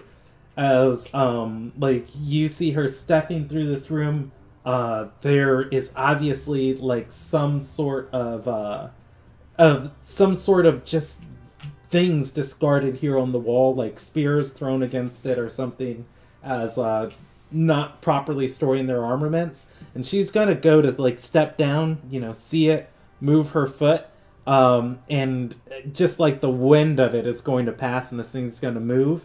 But before it does, there is a knock on the southern door, and Karin's going to look at it, looking in the complete opposite direction of you, and move to that chamber. She begins speaking with somebody on the other side of the door, just kind of leaning her head into it. Morgan and Mata can proceed to the next room. Let's go ahead and just delete these doors, because we don't need them. Where we're going. Mm-hmm. All right. So, into the next room. I was this was the one I was populating. I was like, I'm not even gonna.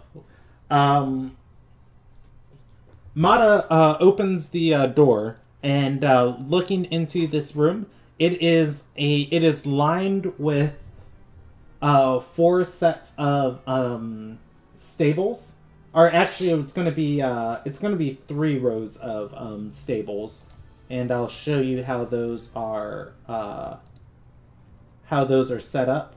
Much like the prison cells, only a tiny bit nicer. There we go, and this room's going to be across here.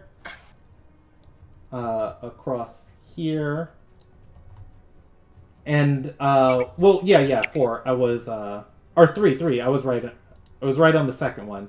So, the first one is going to have only, like, one section along the southern wall of stables.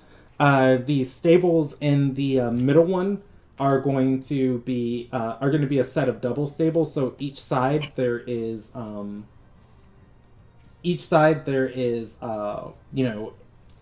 pin for a pegi. Yeah, there we go. I believe the plural of Pegasus is Pegasus. Okay, yeah, conflagus then. On the north part of this wall, or on the north part of this room, you are going to be able... And this room is well lit, so I'm going to extend your vision to your max vision range, which is 120 feet, because each of the horses is putting off a dim light.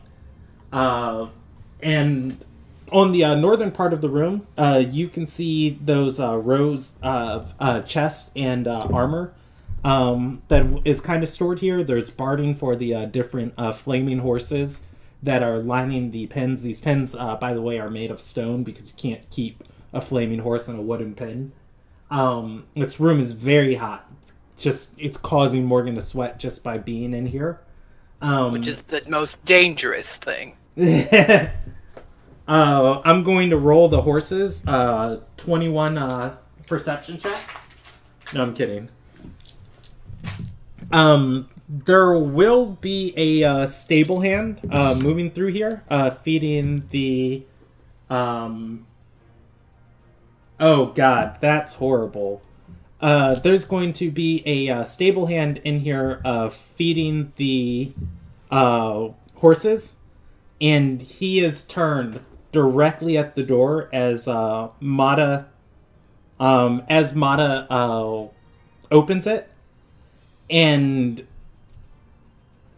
they, like, Mata and the stable boy are going to lock eyes for a second before Mata points at Morgan and says, "Don't worry about me," to the north of the room towards where the chests are. And she is going to tackle the stable boy as he begins screaming. God, she just rolled a nat 20 on a grapple check, and she is going to choke this dude out. I love this woman. Fuck babe. Mata's my new wife. What does Morgan do? So there are clearly visible chests? Yes. I don't know if you see where I have that circle I see up there. Yeah. Yeah, so right along this wall, like, so what Morgan's going to notice, because you have 17 perception, and you're going to pick up a lot of this. There is an inscribed room on the ground for a teleportation circle in this room. However, it is not active because of... It is not active as it appears somebody has dispelled it. Where that circle would lend is, credence to his story. Yeah, wherever that circle is, it seems like that's been, that was the one he dispelled. And Morgan can kind of put together that there's probably more than one circle inside of this fortress, but this is the one for the cavalry of, getting these horses in and out of here. So this part of the army is probably, going to need some type of different entrance into the city. But that said, this room has been repurposed. Like, the horses are still being tended to until they figure out what to do with them. But all of these chests have been, like, thrown in here and has been kind of like a repurposed armory. And I'm going to just draw this in green so I don't have to waste time. And all of this is just kind of, in the corner. You can see... a lot of boxes. Yeah, well, some of them are going to be on tables. So this one right here that I put two on top of each other would be on the table. You can see your party's stuff weapons that you've iconically seen Milani or Nyoka wield. Well, Nyoka doesn't wield weapons. Oh, he used a hand axe once. I think somebody gave him one. Inu did. Yeah, Inu gave him a hand axe. And you'll see all of your party stuff like on this table, along with the satchel and probably Mata's bow and short swords. Where's the spell book? Presumably within the satchel. Okay, so I'm gonna run over to the table. It's all like on one table? Yes, from what you can tell. Okay, well, so I'll run over there and then become Morgan again and just start picking shit up. I will prioritize the satchel. If that becomes pertinent, I will prioritize the satchel. Well, you can interact with one item for free, easily. But I'm just gonna say, if you use, an action or two actions, and I allow people to use bonus actions to interact with items, like, potions. Well, I have to use a bonus action to turn it into Morgan, so. Yeah, if you use just 2 rounds of actions, I will just say that you can just scoop up all of this stuff, just like grabbing as much of it until you're encumbered of just like, God. Luckily, you don't have to worry about any armor. So, question, Mm-hmm. just for clarity's sake. You said 2 rounds of actions. Is that 2 full rounds? Because I can't use my bonus action this turn. Because I have to use it to become Morgan. If you spend 12 seconds over this table just grabbing everything, I assume you're not going to need more than 1 1,000, 2 1,000, 3 1,000, 4 1,000, 5 1,000, 6 1,000, 7 1,000, all the way to 12. Because, that was just 7 seconds. So that times 2 of just like everything. You're just...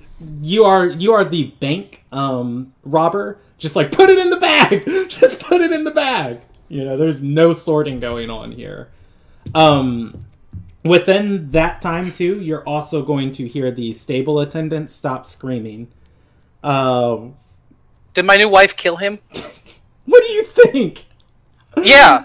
I just need to know, like, maybe it's a deal breaker relationship-wise if she just choked him out. If you just put him to sleep, I'm like, okay, look, we have to see other people. Yeah, if she straight gutted this kid in the middle of the stables, I'm just gonna be like, I found a ring. Be mine. Well, that's interesting because you're going to, like all this stuff, like backpack on.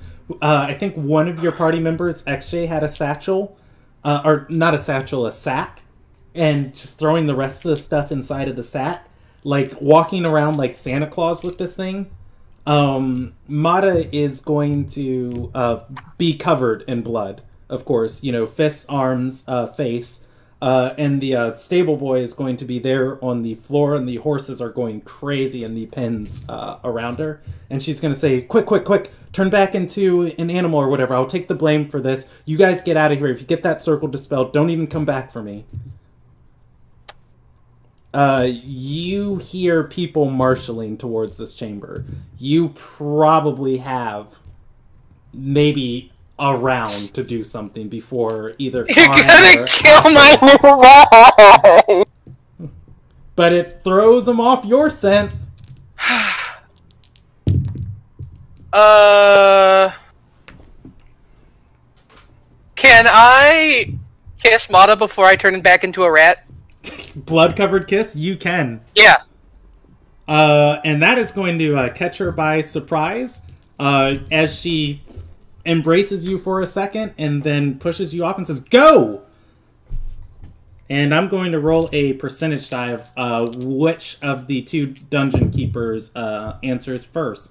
I didn't set parameters before I rolled it. Above 50%? Oh, God, I should just roll a flip a coin. Evens, Asuin, odds, Karin. Alright. Morgan has an action. You hear steps on the other side of the southern door. Oh wait, I have an action? You have a action. You can dodge, you can I turn have into to a turn creature. I have to turn into a creature. Or, yeah, I was gonna say you can hide, you can turn into a creature.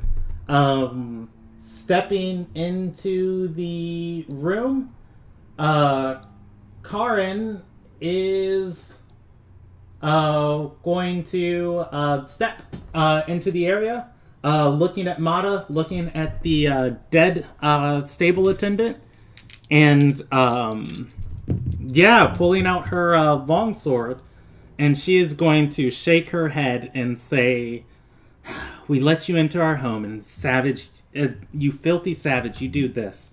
Should have expected this from somebody from the unsanctioned towns." Mata is going to pull out her assassin's dagger, covered in the stable boy's blood, and brandish it against Karin. They are going to start fighting. For the sake of time, I'm not going to roll out this fight. If that's okay with you. That's fine. Can I safely get back to... Yeah, so, I mean, you're a creature here. You're a mouse, and presumably your gear, she's not really focused on you.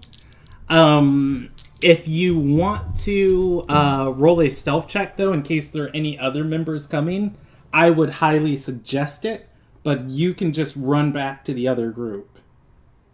That's a 13. Yeah, I mean, you know how Ariette feels about mice. No, he doesn't like cats! Well, I'm sorry, you know how Ariette feels about stray animals. And I'm going to roll a percentage die for you on how well you do with that. 85?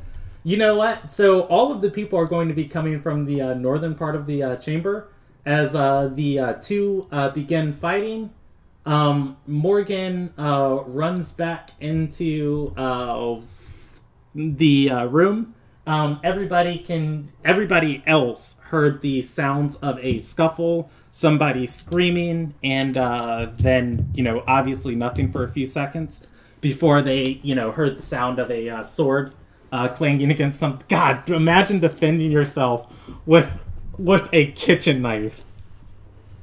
Yeah, though, if it wasn't for the fact that Karin casts magic, I feel good about Mata's odds otherwise. Mata's favorite enemy is humans. She dealt 7 points. Or no, I'm sorry. She dealt 7 points or 8 points of damage with her first attack against him.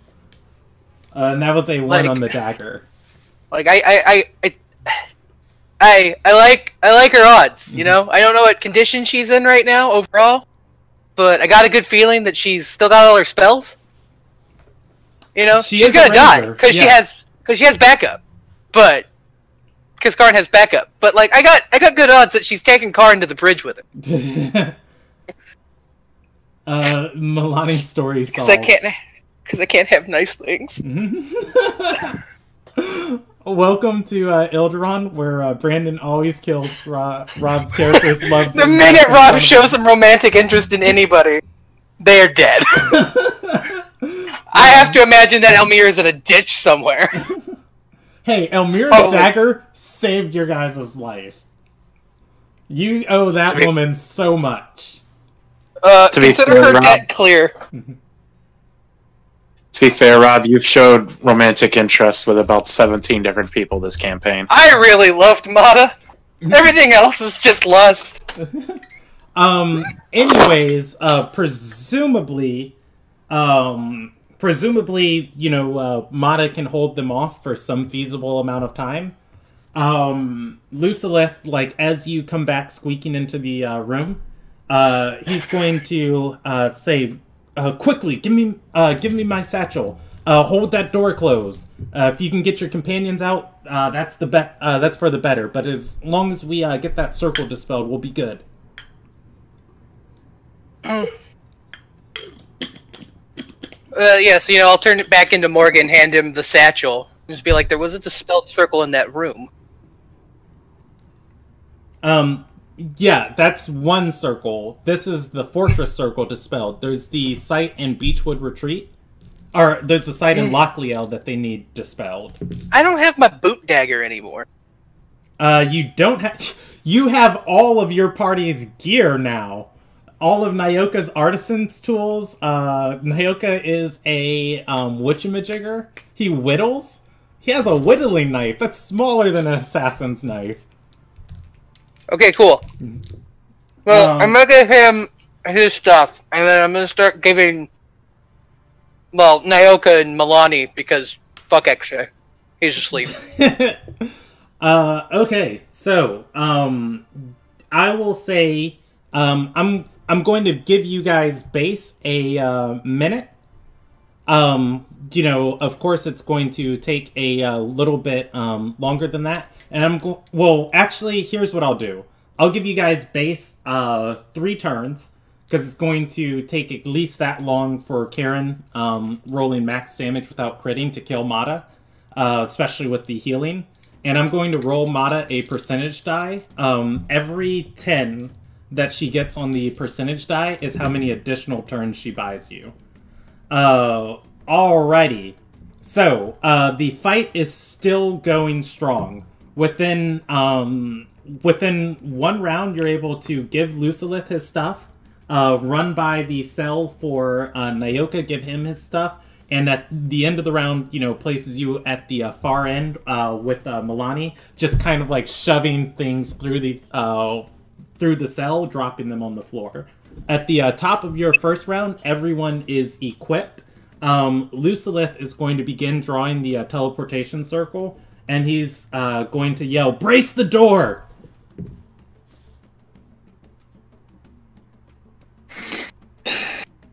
Morgan, can you get me out of this? No. I don't have anything to... So, stand back. As players, what you guys have realized, a full sleight of hand check against the door of trying to pick the lock, the difficulty is set somewhere around 15.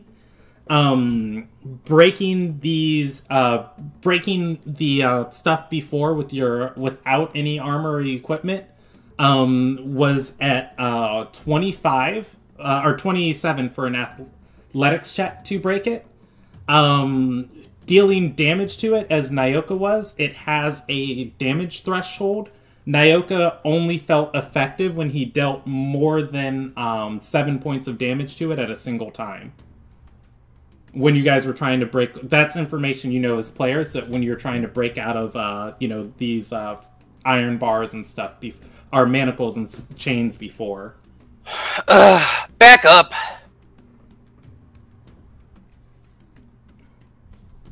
Who are you talking to? I'm gonna use flaming sphere on this door. You're just gonna try and melt it? Yeah.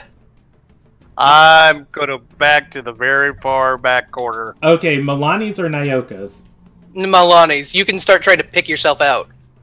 Alright, Nyoka has his artisan tools that he can try and pick out. Nyoka doesn't have... Oh, wait. Did we give you artisan tools? Because I was about to say, you don't have any gear except your gloves. I do have the artisan's tools. You didn't take that away from me. Okay. Yeah, I took away the rest of your starting gear. Okay, yeah, so Nyoka can roll me a lockpicking check. Morgan, cast Flaming Spear. Let me see that damage. To 2d6. Is it an attack roll? Because you can target the lock directly. It's a save. It would be if it's in, like... Okay. It has to make a dex save. Yep, if the lock fails. You just put the spear on it, roll me damage. I believe Flaming Spear is duration, isn't it? Oh, how about that? Alright, so Nyoka knows his whittling knife. He is going to get this thing out, and he's going to unlock one... he's going to unlock his cell. Yeah, it goes for a minute. Like, I can hold it. Okay. So you have a damage threshold you're trying to beat before you can even damage this lock to start burning it. I did 11 fire damage. Okay, you did 11 fire damage. You do deal damage to the lock. It is weakening, melting. You can conjecture that Milani's either going to be locked in here forever if this thing cools, or if you keep going at it, you'll break it. However, the bar, it still holds in place. I mean, I can just hold it. So Nyoka's gonna throw a spectral axe at it. You used your action this turn. Oh, okay. The next action. All right. On the does Milani do anything this round? Milani's gonna dual wield his axe and start smashing at the door. All right. Aren't you gonna get toasted by the? Now that's a very loud action. Like just letting Milani know. So far, Armada has been a huge distraction. If you hit this, if you just like hit this thing, then that could potentially bring you guys more trouble. Lucilith wouldn't chide you until you do it, though, so you can make that choice if you want. if he's gonna start rearing up, I'm just gonna be like, you have to be quiet or you have to wait.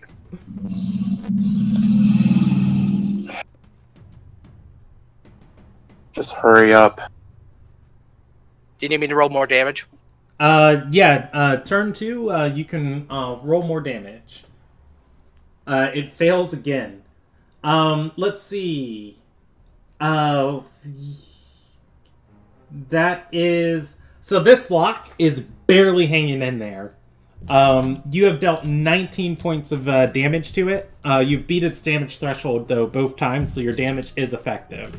Unlike Lucilith, who, you know, his firebolts randomly just would not hit the damage threshold. Yeah, after Morgan chides that Nyoka does not attack the door. Open up XJ's. We have to get him out of here. Okay, Nyoka's gonna try and pick extras. Alright, the DC to beat is 15. And nope. Hey, his lock's different. Anyways, for Morgan, the third round goes off. You can choose to deal the damage again if you want. Nyoka can make another hasty check at the door. Alright. Oh my god. Touching that damage threshold at 7. You are going to deal 26 points of damage to this lock. It finally melting in so much that you see the metal becoming molten and start dripping down. You can push the cell open. Okay, so I'm gonna move it. I can move it as a bonus action. Okay. I'm gonna try and gingerly move this thing, like... Basically, but my end goal is to put it in front of that door. Like, you wanted me to hold the door? I'm gonna put a flame sphere in front of it. That's definitely gonna draw some attention. Okay, you can place the flame sphere in front of the door. I think that might take an extra turn. Okay. When you try that, Nyoka goes, weren't they immune to fire last time you tried something like that? Fine, I'll dispel it. Or do you want me to use it to try and melt XJ out of it, or do you think you can get it out open? Lucilith, who has been like drawing on the floor the whole time as this has been going on, is going to say, the portal's going to open in here, so you should probably work on my cell door too eventually. Nyoka, open his cell door. I'll dispel the flame sphere. Why is there 2? I'm going to take the I just accidentally clicked it twice. I need to replace my mouse. Yeah, the first one is going to open Lucilith's door. In front of you, you guys get the first full picture of him. He is a rather handsome looking mage. Just pretty much down on, or older mage, pretty much down on his luck. He's covered in grime and bruises. You can also see his skin is starting to spot with that early incubation of the blight setting in on him. He probably didn't have much longer down here before you guys came. Anyways, alright, so Milani is free. You are on round 4. Milani is free. Nyoka is free. Lucilith's cell is open. Morgan is free. You never open Morgan's cell. XJ's cell is still not free. XJ is unconscious. Get XJ's cell open, and Milani's going to brace the door. Hold the door! Mm-hmm. Alright, just give me a tertiary athletics check, just for like what anybody tugging on it would have to beat for you holding that door. You don't like. I believe in you! Yeah. That check's not going to do anything now, but just, you can just hold it of, pressing yourself against it. And if anybody does want to, like, kick in the door or open it, they're going to have to beat your check. God, what a freaking check for a bunch of magical clerics. Okay. I love you, Anthony. Not as much as Mata, but just know. Round 4. Does anybody else do anything? You guys still have XJ to free. I was trying for XJ. Alright, I'm gonna roll you a critical failure on that, and... Oh, no, it's a 21. It's a 21. It's a 21, I did twice. Oh, okay. Because I rolled a 1 on a percentage die, and I was like, well... There goes XJ. There goes my party member. The 21 is going to open the cell. You can drag the spirit stone, which might just be stone right now, and there's no spirit there. Or actually, no. His core has started glowing again. He's coming back too eventually. Yeah. Can you carry him, Nyoka? Nyoka is going to put on his gloves again. And he is going to grunt, and he's going to drag XJ, not very kindly. He'll be fine. To the teleportation circle, because he assumes that that's where they're going. I'm getting anxious because we're close, but also because fucking teleportation circles make me antsy. Alright, so, that is round 4. Round 5, begins, where you guys have, kind of been hearing, occasionally, like, the clink of something. You are now hearing grunts, coming from the, distance. Oh, God, what is this, Okay, I just had to think for a second. Alright, so that's round 5. The fighting seems to be getting closer.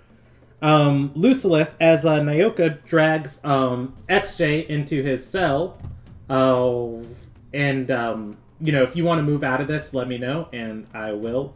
You're not going to impede him at all, but he's going to say, no, don't... Cut. That sequence is important. It needs to be 3/4 of a centimeter arched to... Okay, you're blurring the chalk. Just stand against the wall as he, continues scurrying across the floor, drawing this sigil out.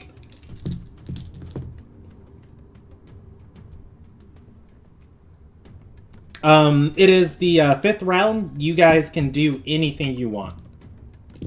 Nyoka is going to stand on XJ's head, and he is going to balance and be ready to throw spectral axes on anybody that's not us.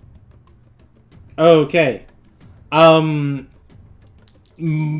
continues holding the door. Does Morgan want to do anything? I don't know what I can do. I don't have a lot of spell slots. I'm mostly just a pretty face. You can ready an action with a cantrip. Thorn Whip anything that breaks through the door, if it does manage to break through. Yeah, you know what? I'll do that. You know what? I set you up for failure there. That was not intentional. Thorn Whip any hostile enemy that breaks through the door. That's fair. Well, I don't know. If it's my loving Mata, I want her closer to my arms. Kills her. We'll resurrect her on the other side! It's the Gwen Stacy. Right? I saved you! You killed her. Alright. So, that is round 5. Round 6, you guys hear the fighting get a lot closer. and yeah, it almost sounds like it is on the other side of this door. Everybody has readied actions. You can choose to ready those a second time if you'd like. You guys are 3 turns away from Lucilith's circle going off. Yeah, I ready an action, but I want to include that it's not Mata, just in case she makes it. Okay. And go ahead with what you were saying Same for deal. Milani. I heard you say call my name, but I was No, that's fine. I was going to ask, we hear fighting. Do we still hear Mata's voice?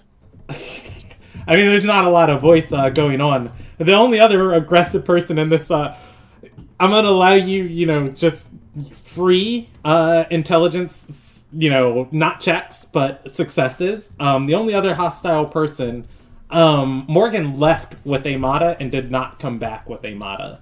It is easy to assume that's probably her. The 7th round goes off, and Mata bought you guys 3 rounds of additional time. You guys are going to hear the final voice on the other side of the door. You'll get through this door through my dead body. And Karen saying, then so be it. And a final before there is silence. Hey, now she has to spend 3 rounds trying to beat DC 24 chat rather than 8 rounds. Or rather, what did I say before? God damn it! This is for my emotional weight. Yeah. Actually, she 4 can't. rounds. Wait, I just realized that unless she uses bless, she can't. She can break the door. Oh, that's true. She could break the door. But I mean, her first instinct is going to be to open it. Her second instinct is going to be to break it down, or to kick it open. And then if she can't do that, they'll just destroy it. Naoka's like, when is this thing going off? Oh, he is going to say, even the most astute archmages take a minute to draw a teleportation circle. If one measurement is off, we could land off in God knows where. Or, I'm sorry, Goddess knows where. Well, Goddess is better than here. And he's going to say, I'm working as quickly as I can. Naoka, be quiet. Naoka is going to actually go over And help. and help, in quotes. Oh, no, I thought you were going to Naoka, help him please, draw no. the circle. No, he knows he isn't smart enough for that. Yeah. Naoka says, I'll help draw the circles, starts drawing circles on the ground. Okay, so, did I move? Okay, so Milani is pressed against the door. Alright, so, turn 8. You guys can continue your... No, he's gonna go next and sit next to, or stand next I to really Milani. feel like you should just be next to XJ. 'Cause you've got to drag him through the portal. Well, Naoka feels like Milani is not going to necessarily make it if it isn't time to go, so Alright. he's going to help him. 8th turn. Karin and, oh god, who is this with her? I'm going to set them at tiers of each 20 is a different member of the it would be a Susan. Okay, so Oh, no. On the other side of the door, Karin's going to use her use action part of her movement to interact with the door. It is, obviously braced by Milani. And she is going to make a strength check to try and open it, rolling a 10. Milani, as he's on the other side of the door, hears, stand back. It is turn 9. You can continue your actions to, your readied actions. Lucilith yells at the top of the round, all right, everybody, get prepared to go. This thing's about to go off. I am going to back up to, right here. Or wherever, right in front of his door. Because if she throws a fucking spell, I'm not dying for you guys. I already lost the love of my life. Get XJ out. XJ is already on the circle. Yeah, XJ's gonna fall through the circle. Like, it's gonna open up, and a part of XJ's gonna fall in, and then gravity's gonna take hold of him and just push them all in. It opens as a portal on the ground. You ready? And Nyoka's gonna move to the circle. Okay. Asuin is going to cast a spell. Let's see what fire cleric sorcerers know. Oh, she's a straight cleric, might be. What would she... Flame stuff. Yeah, I was gonna say, what would she have prepared that, you know, she'd be willing to expend on this door? I think the other question is, Susan. I was about to say. I was like, what can Karin actually expend at this point? Yeah, God, if she wasn't so flame happy on Morgan. Oh my god! I'm so happy with the idea that my insolence maybe bought us this round.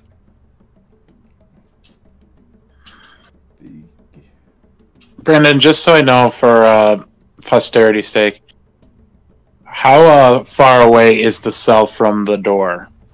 The cell from the door, if you... Oh, I'm sorry, you can't see how I have this.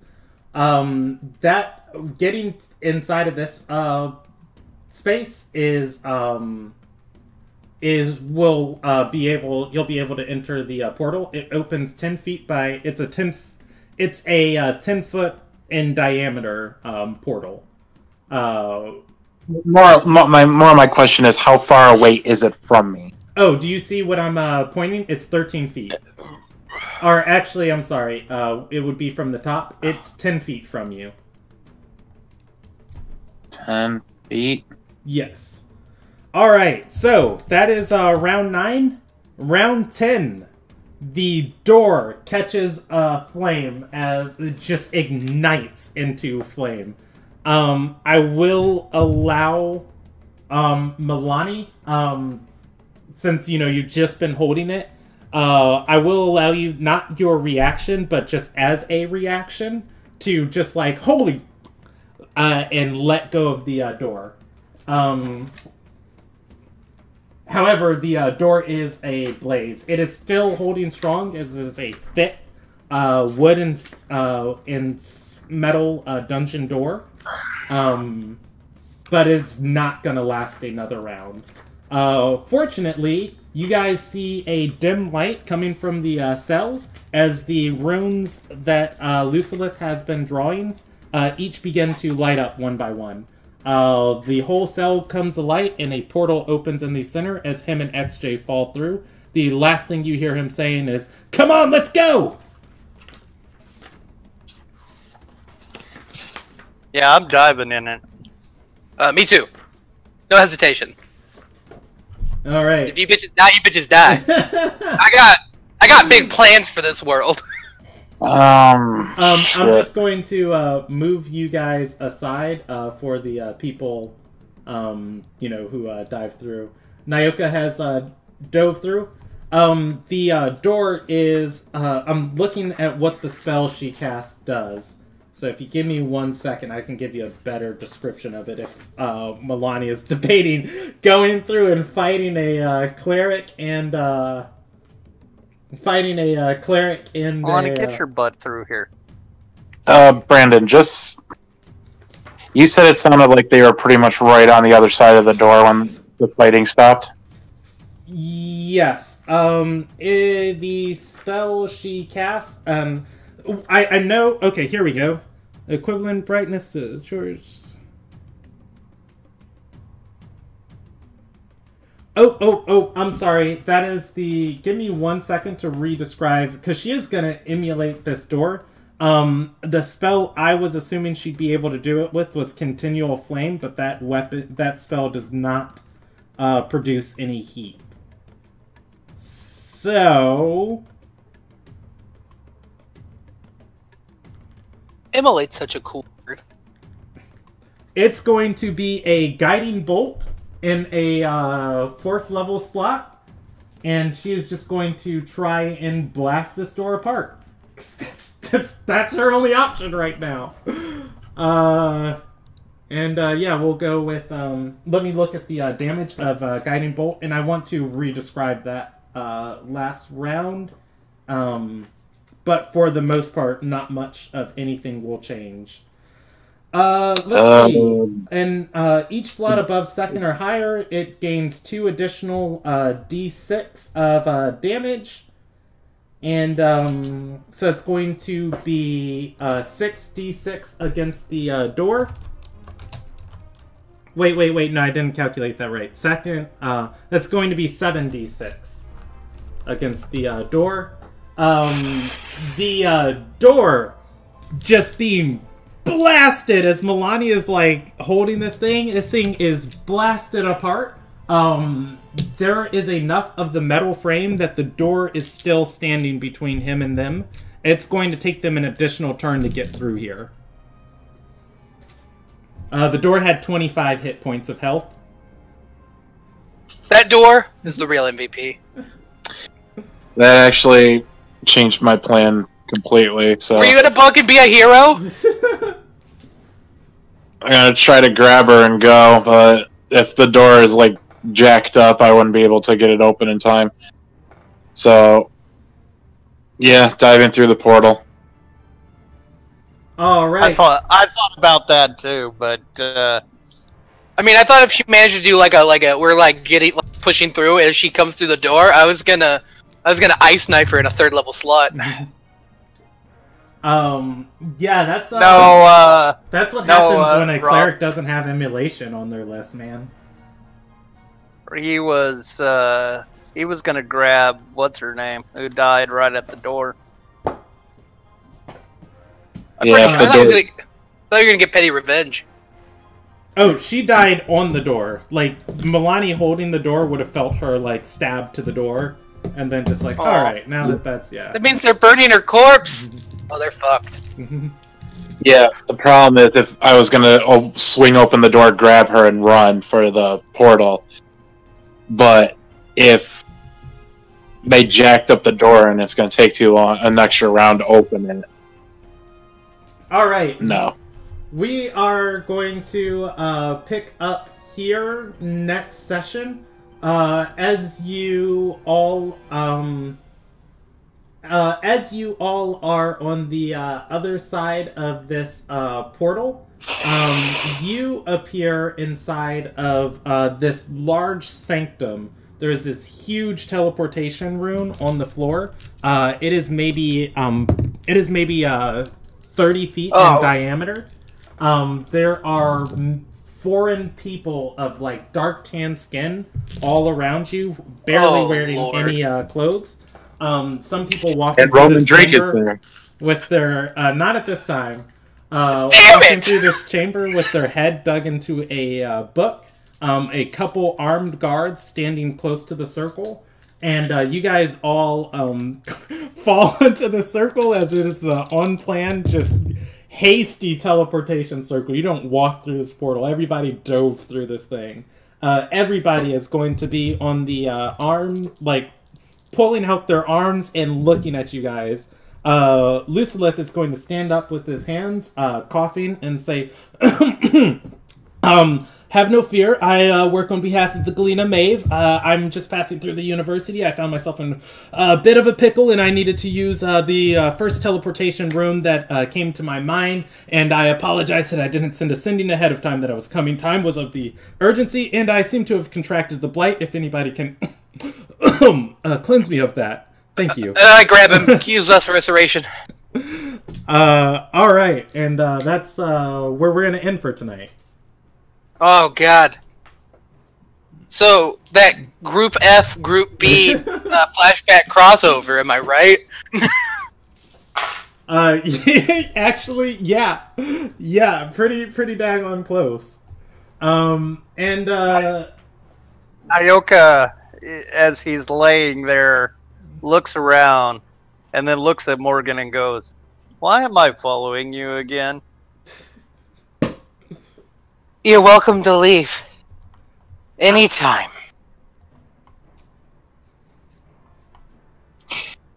Morgan, we're gonna talk about a raise after this.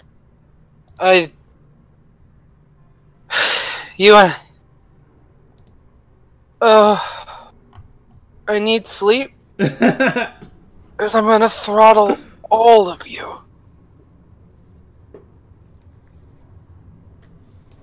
All right. By the way, is XJ alive? XJ owes me my share. XJ will wake up in an hour.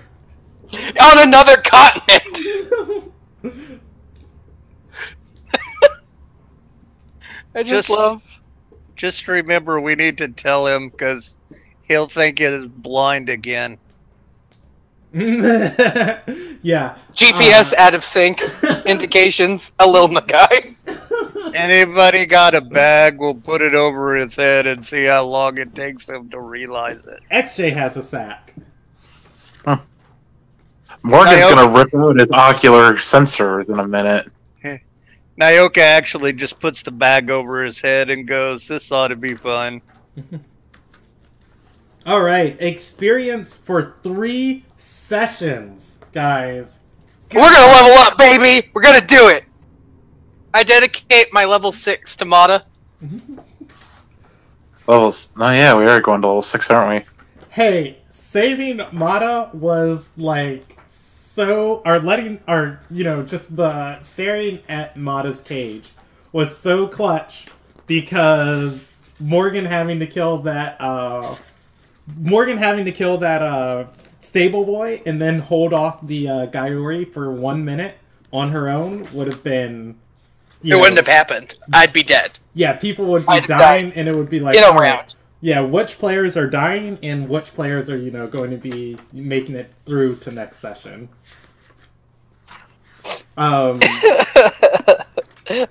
Hey, the reason why I did it like that was I rolled and I was just like, all right, who wins this fight? Mata or the guards? And it came up 51%. And I was like, oh, I could go either way. So I just rolled a second time of like how much time she bought you guys.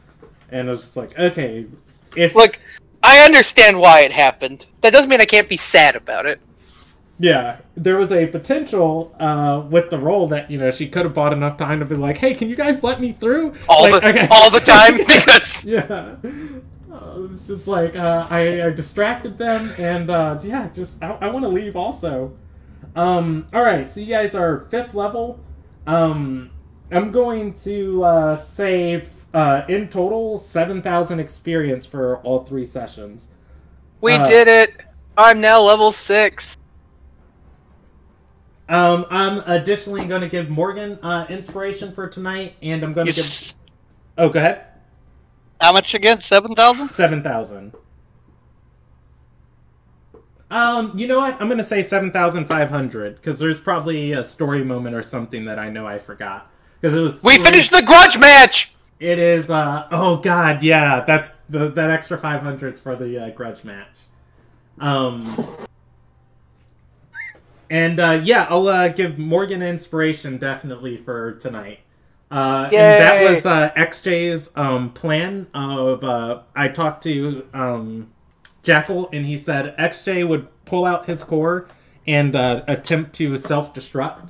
And how I ruled it was whatever he didn't spend on a long rest, he would deal his hit die to everybody in a 10-foot radius. So, what's-her-face, Asuzan, saved you guys. He would have likely killed the party. I believe I would have been spared, except for the part where I was already dead.